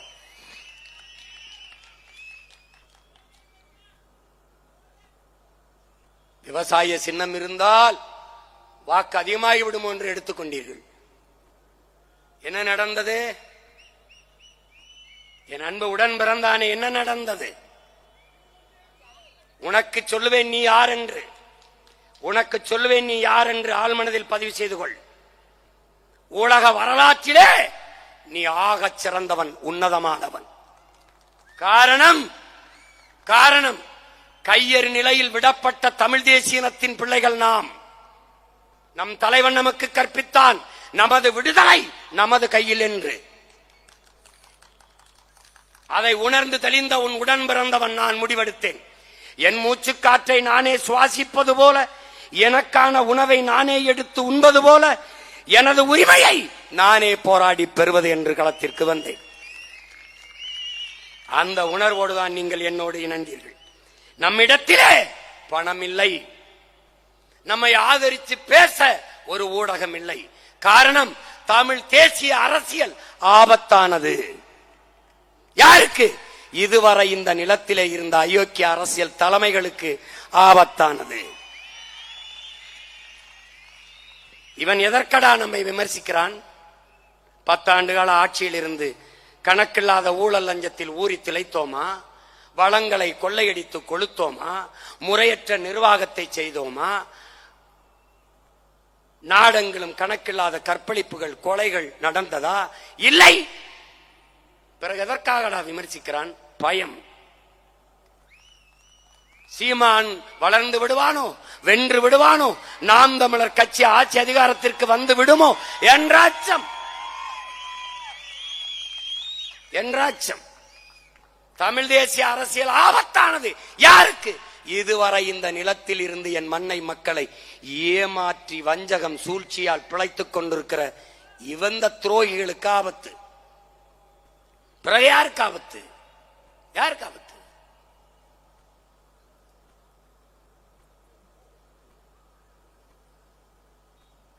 எது அரசியல்? எது நமக்கான அரசியல்? எதை செய்ய நாம் வந்தோம்? எதை செய்ய வந்தோம்? இந்த அரசு நிலத்தில் அரசியல் என்ன? போனஸ், மானியம், சலுகை, இலவசம், சாதி, மதம், சாராயம், பணம். இதை தவிர வேற ஏதாவது சொல்? வேற ஏதாவது சொல் அரசியல்? இல்லை. இங்கே செய்தி அரசியல் மட்டும்தான். செயல் அரசியல், சேவை அரசியல் இல்லை. இங்கே தேர்தல் அரசியல், கட்சி அரசியல் மட்டும்தான், மக்கள் அரசியல் இல்லை. நாம் பதவிக்காக வந்தவர்கள் அல்ல, நம் மக்களின் உதவிக்காக வந்தவர்கள். நாம் பணத்திற்காக வந்தவர்கள் அல்ல, நாம் பிறந்த பெருமை மிக்க இனத்திற்காக வந்தவர்கள். நாம் மக்களை வைத்து பிழைக்க வந்தவர்கள் அல்ல, அந்த மக்களின் உயர்வுக்காக உழைக்க வந்தவர்கள். இதை நினைவில் வைத்துக் கொண்டு நீ களத்திலே நிற்க வேண்டும். நீ யார்? கட்சி தொடங்கி இன்றோட 15வது ஆண்டு காலெடுத்து வைக்கிறது நமது கட்சி. முதல் 5 ஆண்டுகள் தேர்தல் களத்திற்கு வரவில்லை, மக்கள் களத்திலே நின்றோம். நன்றாக பார். 2016 234 தொகுதியிலே நிற்க ஆட்கள் இருக்கிறார்களா என்று கேள்வி பேசினார்கள். சீமானிடத்திலே முதலில் 234 பேர் இருக்கிறானா என்று கேள்வி பேசினார்கள். இரட்டை மெழுகுவர்த்தி என்ற ஒரு சின்னம். நான் கேட்ட சின்னம் எதையும் தரவில்லை. மயிலை கேட்டேன், தேசிய பறவை என்றார்கள். புலியை கேட்டேன், தேசிய விலங்கு என்றார்கள். அப்புறம் எதற்கு தேசிய மலரை பாரதிய ஜனதாவுக்கு கொடுத்தீர்கள் என்றேன். பதிலே இல்லை. காளை மாட கொடுங்கள் என்றேன். உயிருள்ள எதையும் கொடுக்க முடியாது என்றார்கள். அப்ப யானையை எதற்கு மாயாவதி அம்மையாருக்கு கொடுத்தீர்கள்? சிங்கத்தை எதற்கு ஃபார்வர்ட் பிளாக்கு கொடுத்தீர்கள் என்றேன். அது முன்னாடி நடந்து விட்டது என்றார்கள். உங்களுக்கு நான் பின்னாடி பிறந்ததான் பிரச்சனையா என்று கேட்டேன். பதிலே இல்லை. கடைசியாக பொங்கல் உங்களுக்கு ஒரு சின்னம் தருகிறோம் என்றார்கள். இரட்டை மெழுகுவர்த்தி. ஓட்டுக்கு ஒத்த ரூபாய் காசு இல்லை, துண்டறிக்கை அடிக்க கூட காசு இல்லை, வயிற்றை நிரப்பிக்கொள்ள கூட வழி இல்லை. நடந்தோம் வேர்க்க விறுவிறுக்க ரத்தத்தை வேர்வையாக சிந்தி வீதி வீதியாக இவ்வளவு பெரிய படையும் அன்று இல்லை. வெறும் 4,50,000 வாக்குகள் தான். 1.1 விழுக்காடு, 1.1 விழுக்காடு தான். உலக வரலாற்றிலே என் உடன் பிறந்தவனே, பேரன்பு மிக்க என் பெற்றோர்களே, 1 விழுக்காடு வாக்கை பெற்ற ஒரு அரசியல் கட்சி உலகத்திலே உயிரோடு இருந்ததில்லை. இந்திய பெருநிலத்தில், குறிப்பாக தமிழ்நாட்டில் 1.1 வாங்கிய கட்சி இருந்ததில்லை. ஒன்று இறந்து போகும், இல்லது ஏதாவது ஒரு கட்சியோடு ஒட்டு கட்சியாக போய் நின்று 1 சீட்டு 2 சீட்டை வாங்கி கொண்டு நத்தி நக்கி பிழைக்கும்.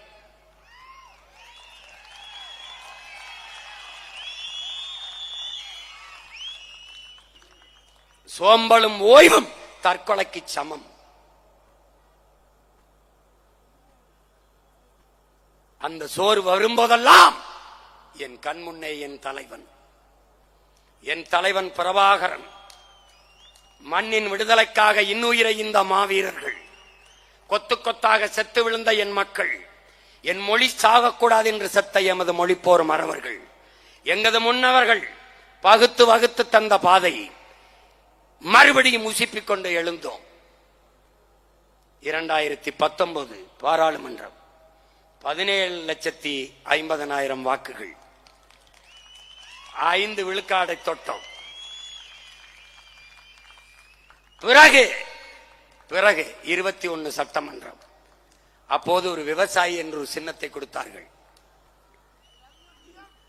19 தேர்தலிலும் தோற்றோம். இடையில் நடந்த எல்லா இடைத்தேர்தலிலும் போட்டிட்டது.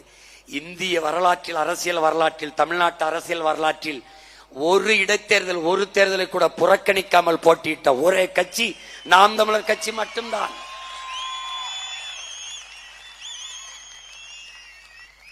காரணம், தோல்வி எங்களுக்கு தோல்வி அல்ல, பயிற்சி.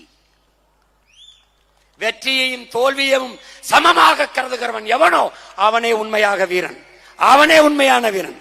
எங்களுக்கு 2-1 தான். மறுபடியும் போட்டி. தொடர்ந்து தொடர்ந்து களத்திலே நின்றோம். 2019 ஒரு சின்னம் விவசாயி, கின்னா கண்ணா கிசான் என்ற ஒரு சின்னம், ஒரு கைகட்டி ஒரு வட இந்திய விவசாயி, ஒரு இரட்டை கரும்பு விவசாயி என்று பெயர் வைத்தவன் நான் தான். அவருக்கு வீதி வீதியாக கொண்டு போய் சேர்த்தோம். 17,50,000.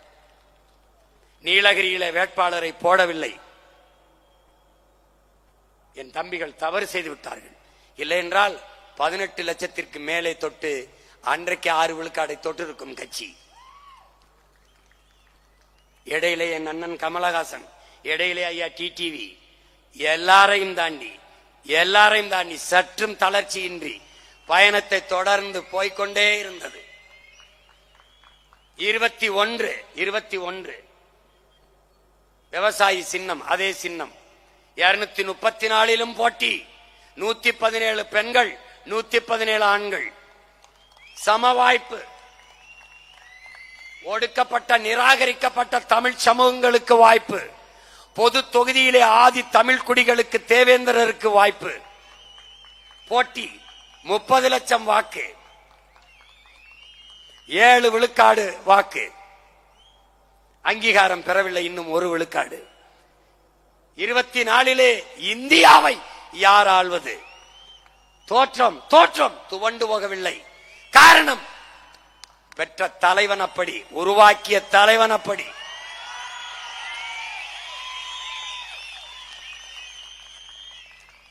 உருவாக்கிய தலைவன் அப்படி. மறுபடியும் களத்திலே 24 விவசாயி சின்னம் இருந்தால் சீமான் பெரிய வளர்ந்து விடுவான் என்று அஞ்சி என்னையே ரைட விட்டார்கள். ஏன்? எழுச்சி மிக்க இளைஞர் கூட்டம் அவன் பின்னால் திரள்கிறது. இளைஞர்களின் வீட்டிற்கு நாம் என்னையே ரைடை விட்டால், சோதனையை விட்டால், இளைஞர்கள் துணிந்து வந்தாலும் பெற்றோர்கள் எதற்கப்பா வம்பு, அவன் பின்னாடி போகாத என்று தடுப்பார்கள் என்று தேசிய புலனாய்வு முகமையை ஏவி விட்டார்கள். என்ன நடந்தது? அதைவிட 1000 மடங்கு என் பிள்ளைகள் எழுச்சியோடு திரண்டு வந்து கொண்டிருக்கிறார்கள். கடைசியாக விவசாய சின்னத்தை எடுத்துக் விட்டார்கள். வேட்பாளர் அறிவிக்கும் வரை சின்னம் இல்லை. கடைசியாக ஒரு மைக்கை கொடுத்தார்கள். அந்த மைக்கை வைத்துக் கொண்டு ₹1 காசு இல்லாமல் என்னிடத்தில் கேட்டார்கள், இத்தனை வாக்கை எவ்வளவு செலவழித்திருப்பீர்கள் என்று. நான் எவ்வளவு செலவழித்திருப்பேன் என்று நீங்கள் சொல்லுங்கள் என்று கேட்டேன். ஒரு தலைவர் சொன்னார், ஒரு தொகுதிக்கு 3 கோடி செலவழித்திருப்பீர்களா என்று கேட்டார். நான் சிரித்தேன். என்ன சிரிக்கிறீர்கள்? நான் ஒரு தொகுதிக்கு 3 லட்சம் தான் செலவு பண்ணேன் என்று சொன்னேன். அவர் என்னை பார்த்தார், வியந்து பார்த்தார். என்ன இப்படி சொல்கிறீர்கள்? 3 கோடி ஒரு தொகுதிக்கு செலவிருந்தால் நாட்டையே நான் 4 வருஷத்துக்கு முன்னாடியே வென்றிருப்பேன் என்று சொன்னேன்.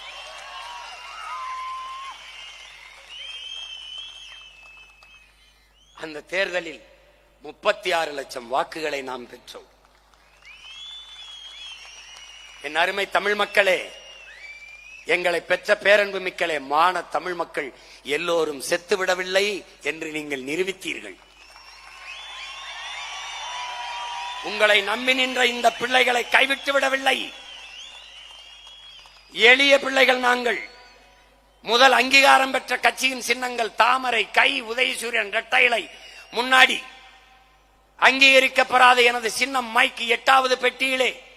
எனக்கு கொடுத்த மைக் அங்கே இல்லை. அங்கே அந்த மைக்கு கீழே 2 பொத்தானை வைத்து விட்டார்கள்.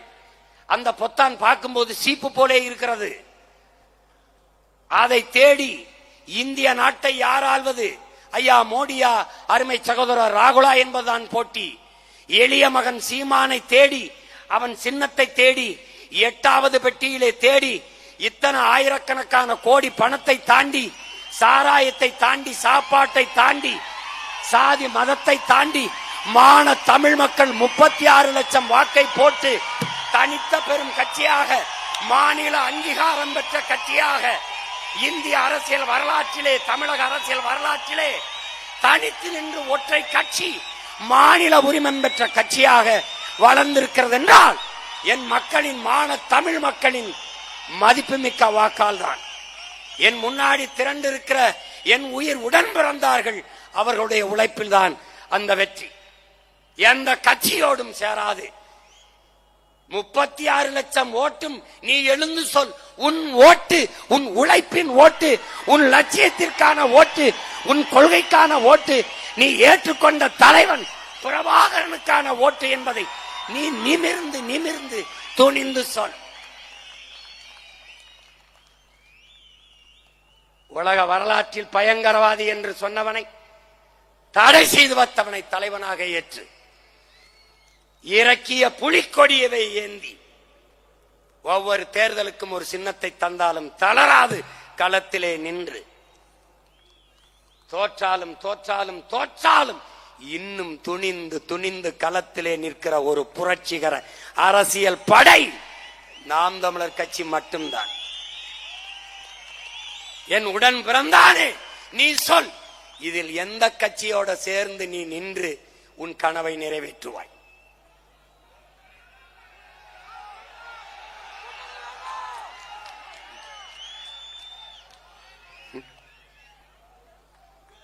ஒன்றை நீ உணர்ந்துகள், நம்முடைய பயணம் நம் கால்களை நம்பித்தான்.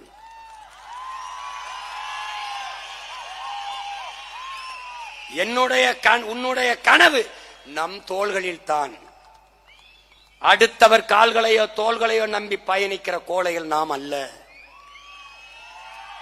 கூட்டத்தில் நிற்பவனுக்கு துணிவோ வீரமோ தேவையில்லை, தனித்து நிற்பதற்குத்தான் துணிவும் வீரமும் தேவை. நாம் வீரர்கள், அதனால் தனித்தே களம் காணுவோம். என் அன்பிற்குரிய மக்களே, என் அருமை சொந்தங்களே, ஒரு தலைவன் என்பவனுக்கு முதல் தகுதி அவன் பிறந்த மண்ணை, அவன் மக்களை உண்மையாக முழுமையாக நம்ப வேண்டும், நேசிக்க வேண்டும்.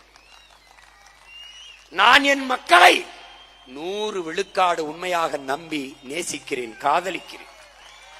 நான் என் மண்ணை பேரன்பு கொண்டு நேசிக்கிறேன். இது மண் அல்ல, என் தாயின் மடி என்று நான் நேசிக்கிறேன்.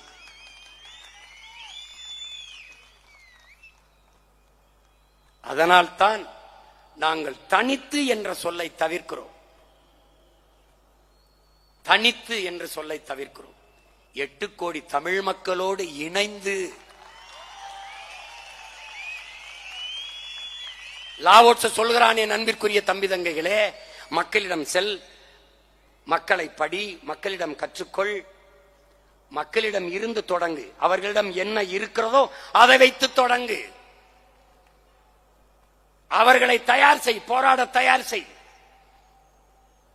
அவர்கள் வெற்றியடைந்த பிறகு அவர்களை சொல்ல சொல், இந்த வெற்றியை நாங்களே அடைந்தோம் என்று. தலைவனே தேவையில்லாத ஒரு சமூகத்தை உருவாக்குவதுதான் ஆகச் சிறந்த சமூகம். தலைவனே இல்லாத போராட்டம் வெல்லுமா? வென்றிருக்கிறது சான்று சல்லிக்கட்டு போராட்டம், வென்றிருக்கிறது சான்று அரிட்டாப்பட்டி போராட்டம், வென்றிருக்கிறது. அதைத்தான் உங்கள் பிள்ளைகள் செய்ய நினைக்கிறோம். உங்கள் முன்னால் நிற்கிற நான், என்னை ஒருபோது இந்த மக்கள் தலைவராக பார்க்க மாட்டார்கள், ஏற்க மாட்டார்கள். ஏன்? அவர்கள் என்னை தலைவனாகவே பார்க்க மாட்டார்கள். தன் மகனாக பார்ப்பார்கள், தன் பேரனாக பார்ப்பார்கள், தன் பிள்ளையாக, தன் மாமனாக, தன் சித்தப்பனாக, தன் பெரியப்பனாகத்தான் பார்ப்பார்கள், நேசிப்பார்கள். கண்ணாடி முன்னாடி நின்றால் அவர்கள் முகத்தில் என் முகம் தெரியும், என் குரல் அவர்களுக்கானது என்றது அவர்களுக்கு தெரியும். இந்த மகன் எனக்காக பேசுகிறான், என்னுடைய வலியை தன் மொழியிலே பேசுகிறான், எனக்கு இருந்த கோபத்தை அவன் ஆவேசமாக வெளிப்படுத்துகிறான். அப்படித்தான் என் மக்கள் நேசிப்பார்கள். ஏன்? நாம் அந்த மக்களிடமிருந்து அந்த மக்களுக்காக வந்தவர்கள். நாம் வானத்திலிருந்து வந்து இறங்கியவர்கள் அல்ல, அவர்கள் வயிற்றிலிருந்து வந்தவர்கள்.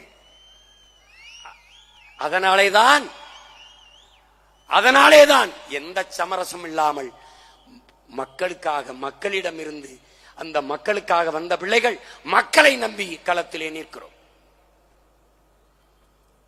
5 முறை 4 முறை பொது தேர்தலில் தோற்று, பல முறை இடைத்தேர்தலில் தோற்று, 2 முறை ஊரக உள்ளாட்சி தேர்தலில் உள்ளக தேர்தலில் தோற்று ஒரு கட்சி 5வது முறையும் களத்திலே தனித்து நிற்கப் போகிறது என்றால் அது இந்திய அரசியல் வரலாற்றிலே அது நாம் தமிழர் கட்சி மட்டும்தான். எந்த சமரசமும் இல்லை. என் மக்களோடு சேர்ந்து என் மக்களுக்காக இந்த 2026 படைப்போம் புதிய அரசியல் வரலாறு என்ற லட்சியத்தை முன்வைத்து நீங்கள் பறித்துக் கொண்ட அதே விவசாயி சின்னத்திலே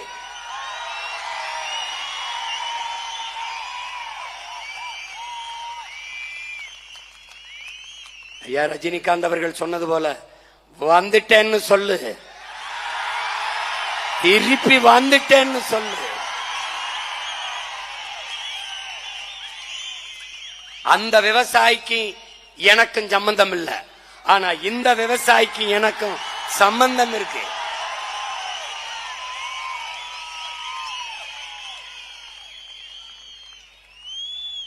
என் என்ன மட்டும் சின்னம் இல்ல, சின்னமே நான் தான்.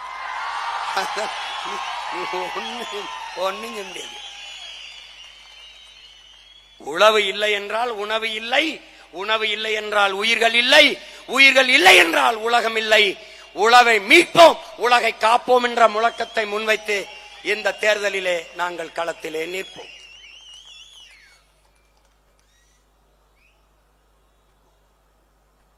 அறிவார்ந்த தமிழ் சமூக மக்கள் ஆகச் சிறந்த சமூகம் படைக்க காத்திருக்கிறோம். என் அன்பு பிள்ளைகளே, ஒரு தேசத்தில் மருத்துவ படிப்பிற்கு மதிப்பு இருக்கிறது என்றால் அந்த நாடு நோயாளிகளை அதிகம் பெற்றிருக்கிறது என்ற அர்த்தம். ஒரு நாட்டில் காவல்துறைக்கு அதிக மதிப்பு இருக்கிறது, அஞ்சுகிறார்கள் மக்கள் என்றால் அந்த சமூகம் குற்றச் சமூகமாக மாறிக்கொண்டிருக்கிறது என்ற அர்த்தம். நீதிபதிகள் கடவுளாக போற்றப்படுகிறார்கள் என்றால் அந்த நாட்டிலே குற்றம் அதிகரித்துக் கொண்டிருக்கிறது என்ற அர்த்தம். ஒரு நாட்டிலே ஆசிரிய பெருமக்களுக்கு என்றைக்கு மதிப்பு இருக்கிறதோ அன்றைக்கு அந்த சமூகம் அறிவார்ந்த சமூகமாக மாறிக்கொண்டிருக்கிறது, வளர்ந்து கொண்டிருக்கிறது என்று அர்த்தம். நீ IAS ஆக, IPS ஆக, டாக்டராக, இன்ஜினியராக எவனானாலும் உன்னை பிரசவிப்பவன் ஆசிரிய பெருமகன் என்பதை நினைவில் வைத்துக்கொள். உங்கள் பிள்ளைகளின் ஆட்சியிலே ஆசிரிய பெருந்தகைகள் தான் பெருமதிப்பு அளிக்கப்படும். நோயற்ற சமூகம் உருவாக்குவோம். குற்றவாளிகளே உருவாகாத சமூகத்தை படைப்போம். அது என் கனவல்ல, என் தலைவனின் கனவு, எமது முன்னவர்களின் கனவு. அப்படிப்பட்ட ஒரு சமூகத்தை படைக்க களத்திலே நிற்கிற பிள்ளைகள் உங்கள் பிள்ளைகள். இந்திய அரசியலை, இந்திய நாட்டை யார் ஆள்வது என்பதில் என்னை தேடிய மக்கள், தமிழ்நாட்டை யார் ஆள்வது என்பதில் என்னை தவிர்த்துவிட்டு என் மக்கள் செல்ல மாட்டார்கள். இம்முறையும் 234 போட்டி, 117 இடம் பெண்களுக்கு, 117 இடம் ஆண்களுக்கு, அதிலே 134 இடங்கள் வெறும் இளைஞர்களுக்கு என்பதை என்னரும் தமிழ் தம்பி தங்கைகள் புரிந்து கொள்ள வேண்டும். மாணவர், இளைஞர், மகளிர், தகவல் தொழில்நுட்ப படை இதை பெருக்காது நாம் தமிழர் கட்சி சிறக்காது. மாணவர், இளைஞர், மகளிர் படை நில்லாது நம் கட்சி வெல்லாது. இதை கவனத்தில் கொண்டு என்னரும் தம்பி தங்கைகள் களப்பணியாற்ற வேண்டும். மற்றவர்களுக்கு அரசியல் கட்சி தேர்தல், இது நமக்கு போர், தன்மான போர், இனமான போர், உரிமை மீட்பு போர், நிலம் காக்கும் போர், நிலத்தின் வளம் காக்கும் போர். இவர்களிடம் இருந்து நம் மண்ணை மக்களை மீட்க காக்க நாம் தொடுக்கிற புரட்சிகர அரசியல் போர். நம் தலைவனின் ஆயுதம் மிச்சம் வைத்ததை அவன் பிள்ளைகள் நம்முடைய அறிவாயுதம் ஏந்திய அரசியல் புரட்சி வென்று முடிக்க வேண்டும். இனப்படுகொலைக்கு இன்றைக்கு நமக்கு நிகழ்ந்த அநீதிக்காக பேசுவதற்கு ஒருத்தன் இல்லை. ஆனால் நம்மிடத்திலே அதிகாரம் வந்தால் உலக நாடுகளில் எல்லாம் தமிழ்நாட்டு அமைச்சர்கள், இந்திய நாடாளுமன்றத்திற்கு சென்ற நாம் தமிழர் கட்சி நாடாளுமன்ற உறுப்பினர்கள் என் இனம் எப்படி கொல்லப்பட்டது என்ற ஆவணத்தை சேமித்து காணொலி ஆவணம் அச்சாவணமாக எடுத்துக்கொண்டு உலக நாடுகள் எல்லாம் எனக்காக பேசுகிற தேசிய இன பெருமக்கள், சீக்கியர்கள், வங்காளிகள், குஜராத் வங்காளிகள், திரிபுரா, மணிப்பூர், நாகாலாந்து, கர்நாடகா எல்லா மாநிலங்களும் தேசிய இனங்களின் ஒருமைப்பாட்டுக்கு உழைத்துக் கொண்டிருக்கிற பெருமக்கள், காஷ்மீர் எல்லா மாநிலத்திலிருந்தும் என்னோடு நிற்க என் உடன் பிறந்த தேசிய இன மக்கள் நிற்கிறார்கள். அவர்களோடு உலகெங்கும் சென்று மனசாட்சியுள்ள மானுடர்களை தட்டி எம் இனத்திற்கு இழைக்கப்பட்ட அநீதியை பாருங்கள், எங்களை கொன்று குவித்த கொடுங்கோலை பாருங்கள், ஒரு பொது அரசியல் தீர்வுக்கு வாருங்கள். என்ன தீர்வு? ஒரு பொது வாக்கெடுப்பு, ரெஃபரண்டம். உலகில் எத்தனையோ நாடுகள் பிரிந்திருக்கிறது. நார்வே, ஸ்வீடன், கிழக்கு தைமோர், மேற்கு தைமோர், இப்படி எத்தனையோ நாடுகள். அண்மையிலே சேர்பியாவில் இருந்து கொசோவா, தெற்கு சூடான், இப்படி எத்தனையோ நாடுகள் பிரிந்து பிறந்திருக்கிறது. அப்படி எங்களுக்கு ஒரு வாய்ப்பு, ஒரு அரசியல் தீர்வுக்கான வாய்ப்பு. என்ன வாய்ப்பு? பொது வாக்கெடுப்பு, ஒரு முன்வைப்பு. தமிழீழ என் சொந்தங்கள் இடத்திலே ஒற்றை இலங்கை ஒரே ஆட்சிக்குள் இணைந்து வாழ்கிறீர்களா, தனித்தமிழ் ஈழமாக மீள்கிறீர்களா என்ற கோரிக்கையை முன்வைத்து, ஒரே இலங்கைக்குள் வாழ்கிறோம் என்று எமது மக்கள் வாக்களித்து விட்டால் நாங்கள் வாய்மூடி மவுனிக்கிறோம். தனித்தமிழ் ஈழமாக மீள்கிறோம் என்று வாக்களித்து விட்டால் எங்களை தனித்தமிழ் ஈழமாக, தனித்தமிழ் சோசலிச குடியரசாக பிரித்து அறிவித்து பிரகடனப்படுத்துங்கள். விடுதலை பெற்ற ஒரு இனத்தின் மக்களாக எங்களை வாழ விடுங்கள்.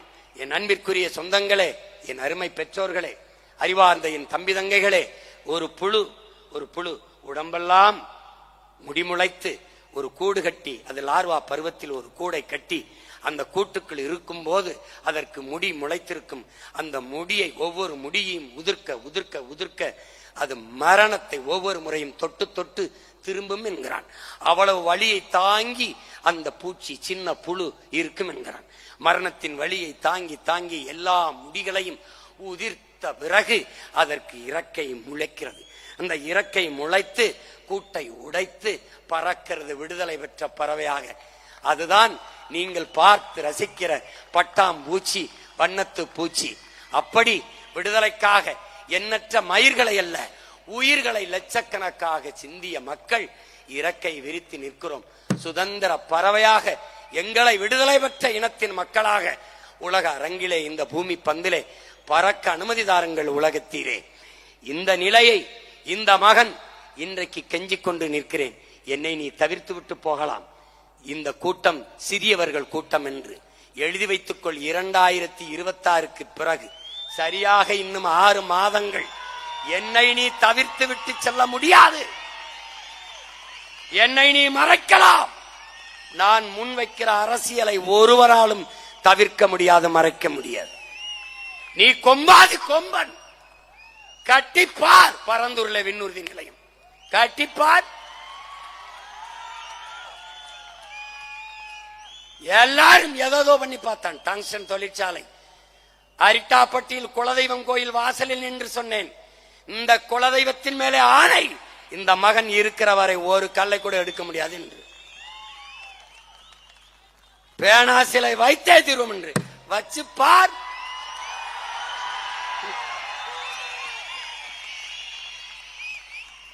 படையில் எத்தனை வீரர்கள் என்பதை பொறுத்தல்ல வலிமை, படையில் எத்தனை வீரர்கள் ஈடுபாட்டோடு இருக்கிறார்கள் என்பதுதான் படையின் வலிமை. இங்கே நிற்கிறவன் எல்லாம்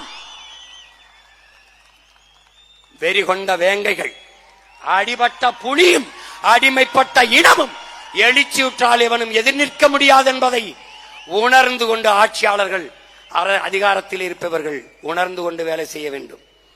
என் அன்பு தம்பி தங்கைகளே, நம்மால் முடியுமா, இது சாத்தியமா என்று எண்ணாதீர்கள். தம்பி, தவறான பாதையில் வேகமாக செல்வதை விட சரியான பாதையில் மெதுவாக செல்வது மேலானது. முந்திக்கொண்ட முதல் கல் கோயிலின் வாசலில் படிக்கல்லாக இருக்கிறது. கடைசி வரை காத்திருந்த கல்தான் கலசம் ஏறுகிறது. நீ கடைசி வரை காத்திருந்து விட்டாய், விரைவில் கலசம் ஏறுவாய். ஒரே மலையிலிருந்து வெட்டி பெயர்க்கப்பட்ட கற்கள் ஒன்று கோயிலிலே படிக்கல்லாக இருக்கிறது. அதை மிதித்து மிதித்து பக்கத்திலே இருந்து உடைக்கப்பட்ட கல் உள்ளே கோயிலில் சாமி சிலையாக இருக்கிறது.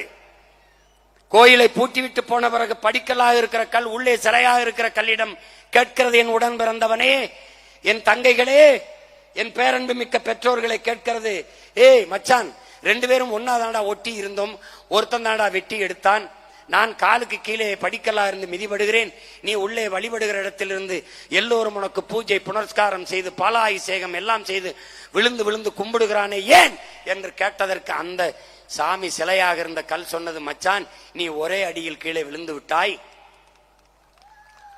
அதனால் படிக்கல்லாக படுத்து கிடந்து மிதிபடுகிறாய். நான் இந்த மூக்கு இருக்கிறவாறு மூக்கு இதுக்கு 3000 அடி தாங்கி இருக்கனடா. டே, என் கழுத்து இருக்குவார் கழுத்து அதுக்கு 7000 அடி தாங்கி இருக்கனடா. என் கண்ணுக்கு கணக்கில்லாத அடி, என் நெத்திக்கு நினைக்க முடியாத அளவுக்கு அடி, என் காலுக்கு பல ஆயிரக்கணக்கான அடி, என் கைகளுக்கு பல ஆயிரக்கணக்கான அடி. ஒளியின் வழி தாங்கியதால் மக்கள் வழிபடுகிற பேரொளியாக நின்று கொண்டிருக்கிறேன். தொடர்ந்து தொடர்ந்து தோற்று தோற்று அவமானம், ஏச்சு பேச்சு, கேடுகட்ட கேவலங்கட்ட விமர்சனங்களை தாங்கி தாங்கி நிற்கிற நாம் உறுதியாக இந்த மக்கள் போற்றப்படக்கூடிய இடத்தில் வென்று நிற்போம். நீ உறுதியாக இதை நம்பு தம்பி. என்னையை உன் மகனை, உன் உடன் பிறந்தவனை, உன் மாமனை, உன் சித்தப்பனை பொழுதுபோக்கு தளத்தில் தலைவனை தேடுகிறவன் தேட மாட்டான்.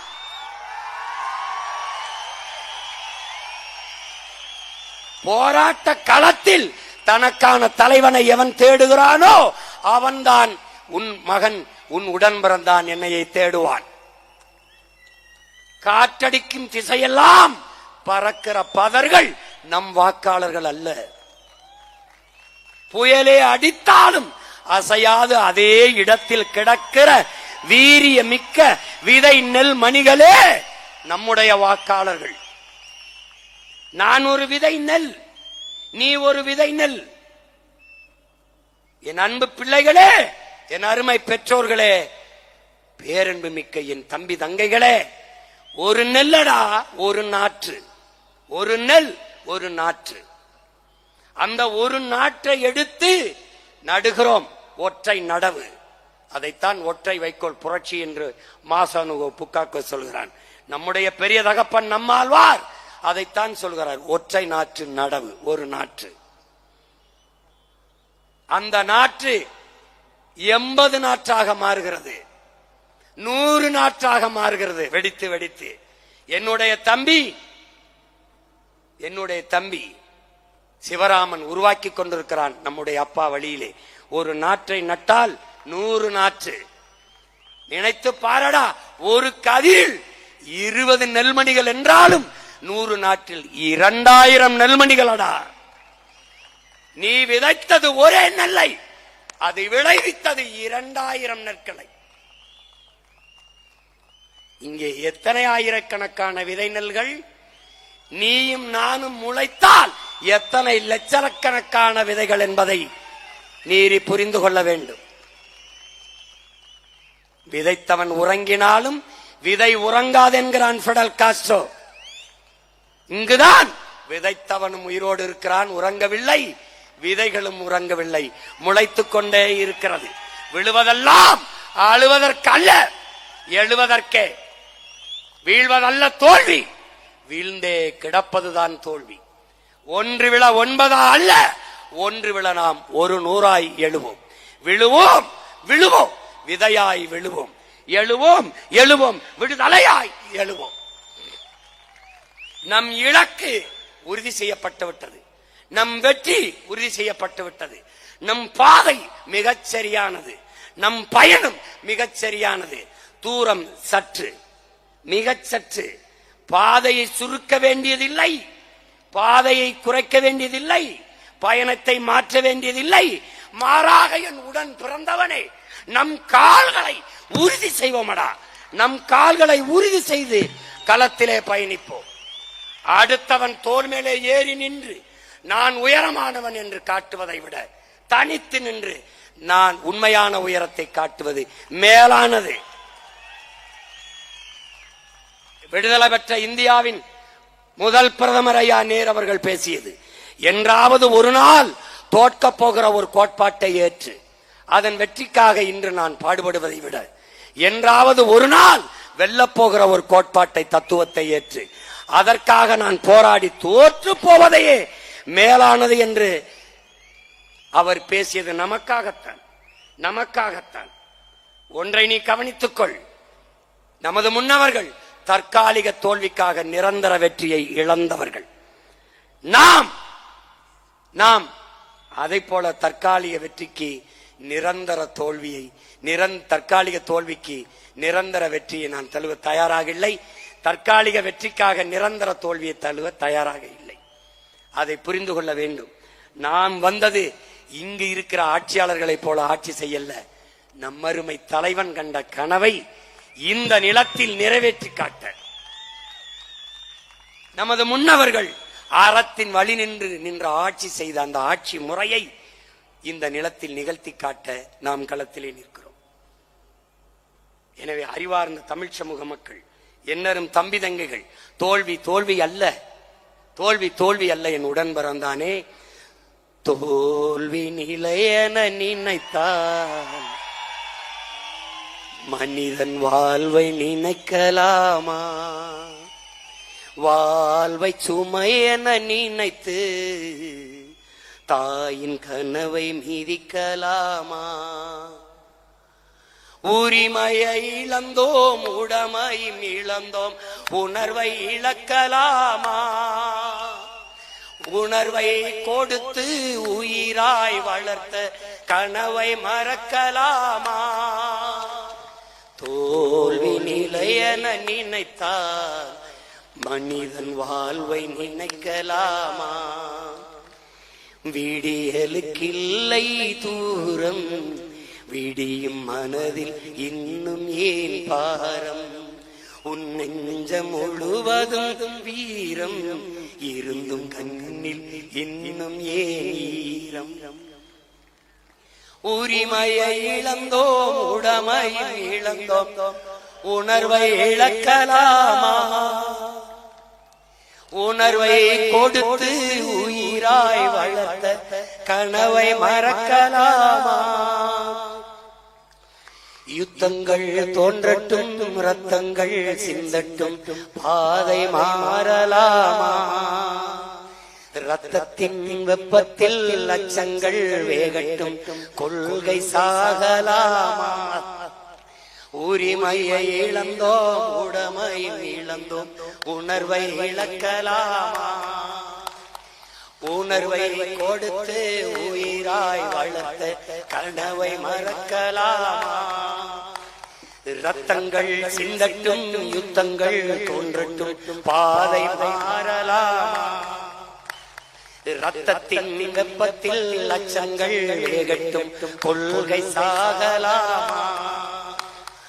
உரிமையை இழந்தோம், உடமையை இழந்தோம், உணர்வை இழக்கலாமா? உணர்வை கொடுத்து உயிராய் வளர்த்த கனவை மறக்கலாமா? ஒப்பற்ற தலைவன் பெருமாவீரன் பிரபாகரன் அவர்கள் சுமந்த கனவை சுமந்து நிற்கிற பிள்ளைகளே, புரட்சி எப்போதும் வெல்லும், நமது வெற்றி நாளை அதை சொல்லும். இம்முறையும் எவரோடும் கூட்டணி சேராது, தனித்தே நாம் தமிழர் கட்சி களத்திலே நிற்க இருக்கிறது.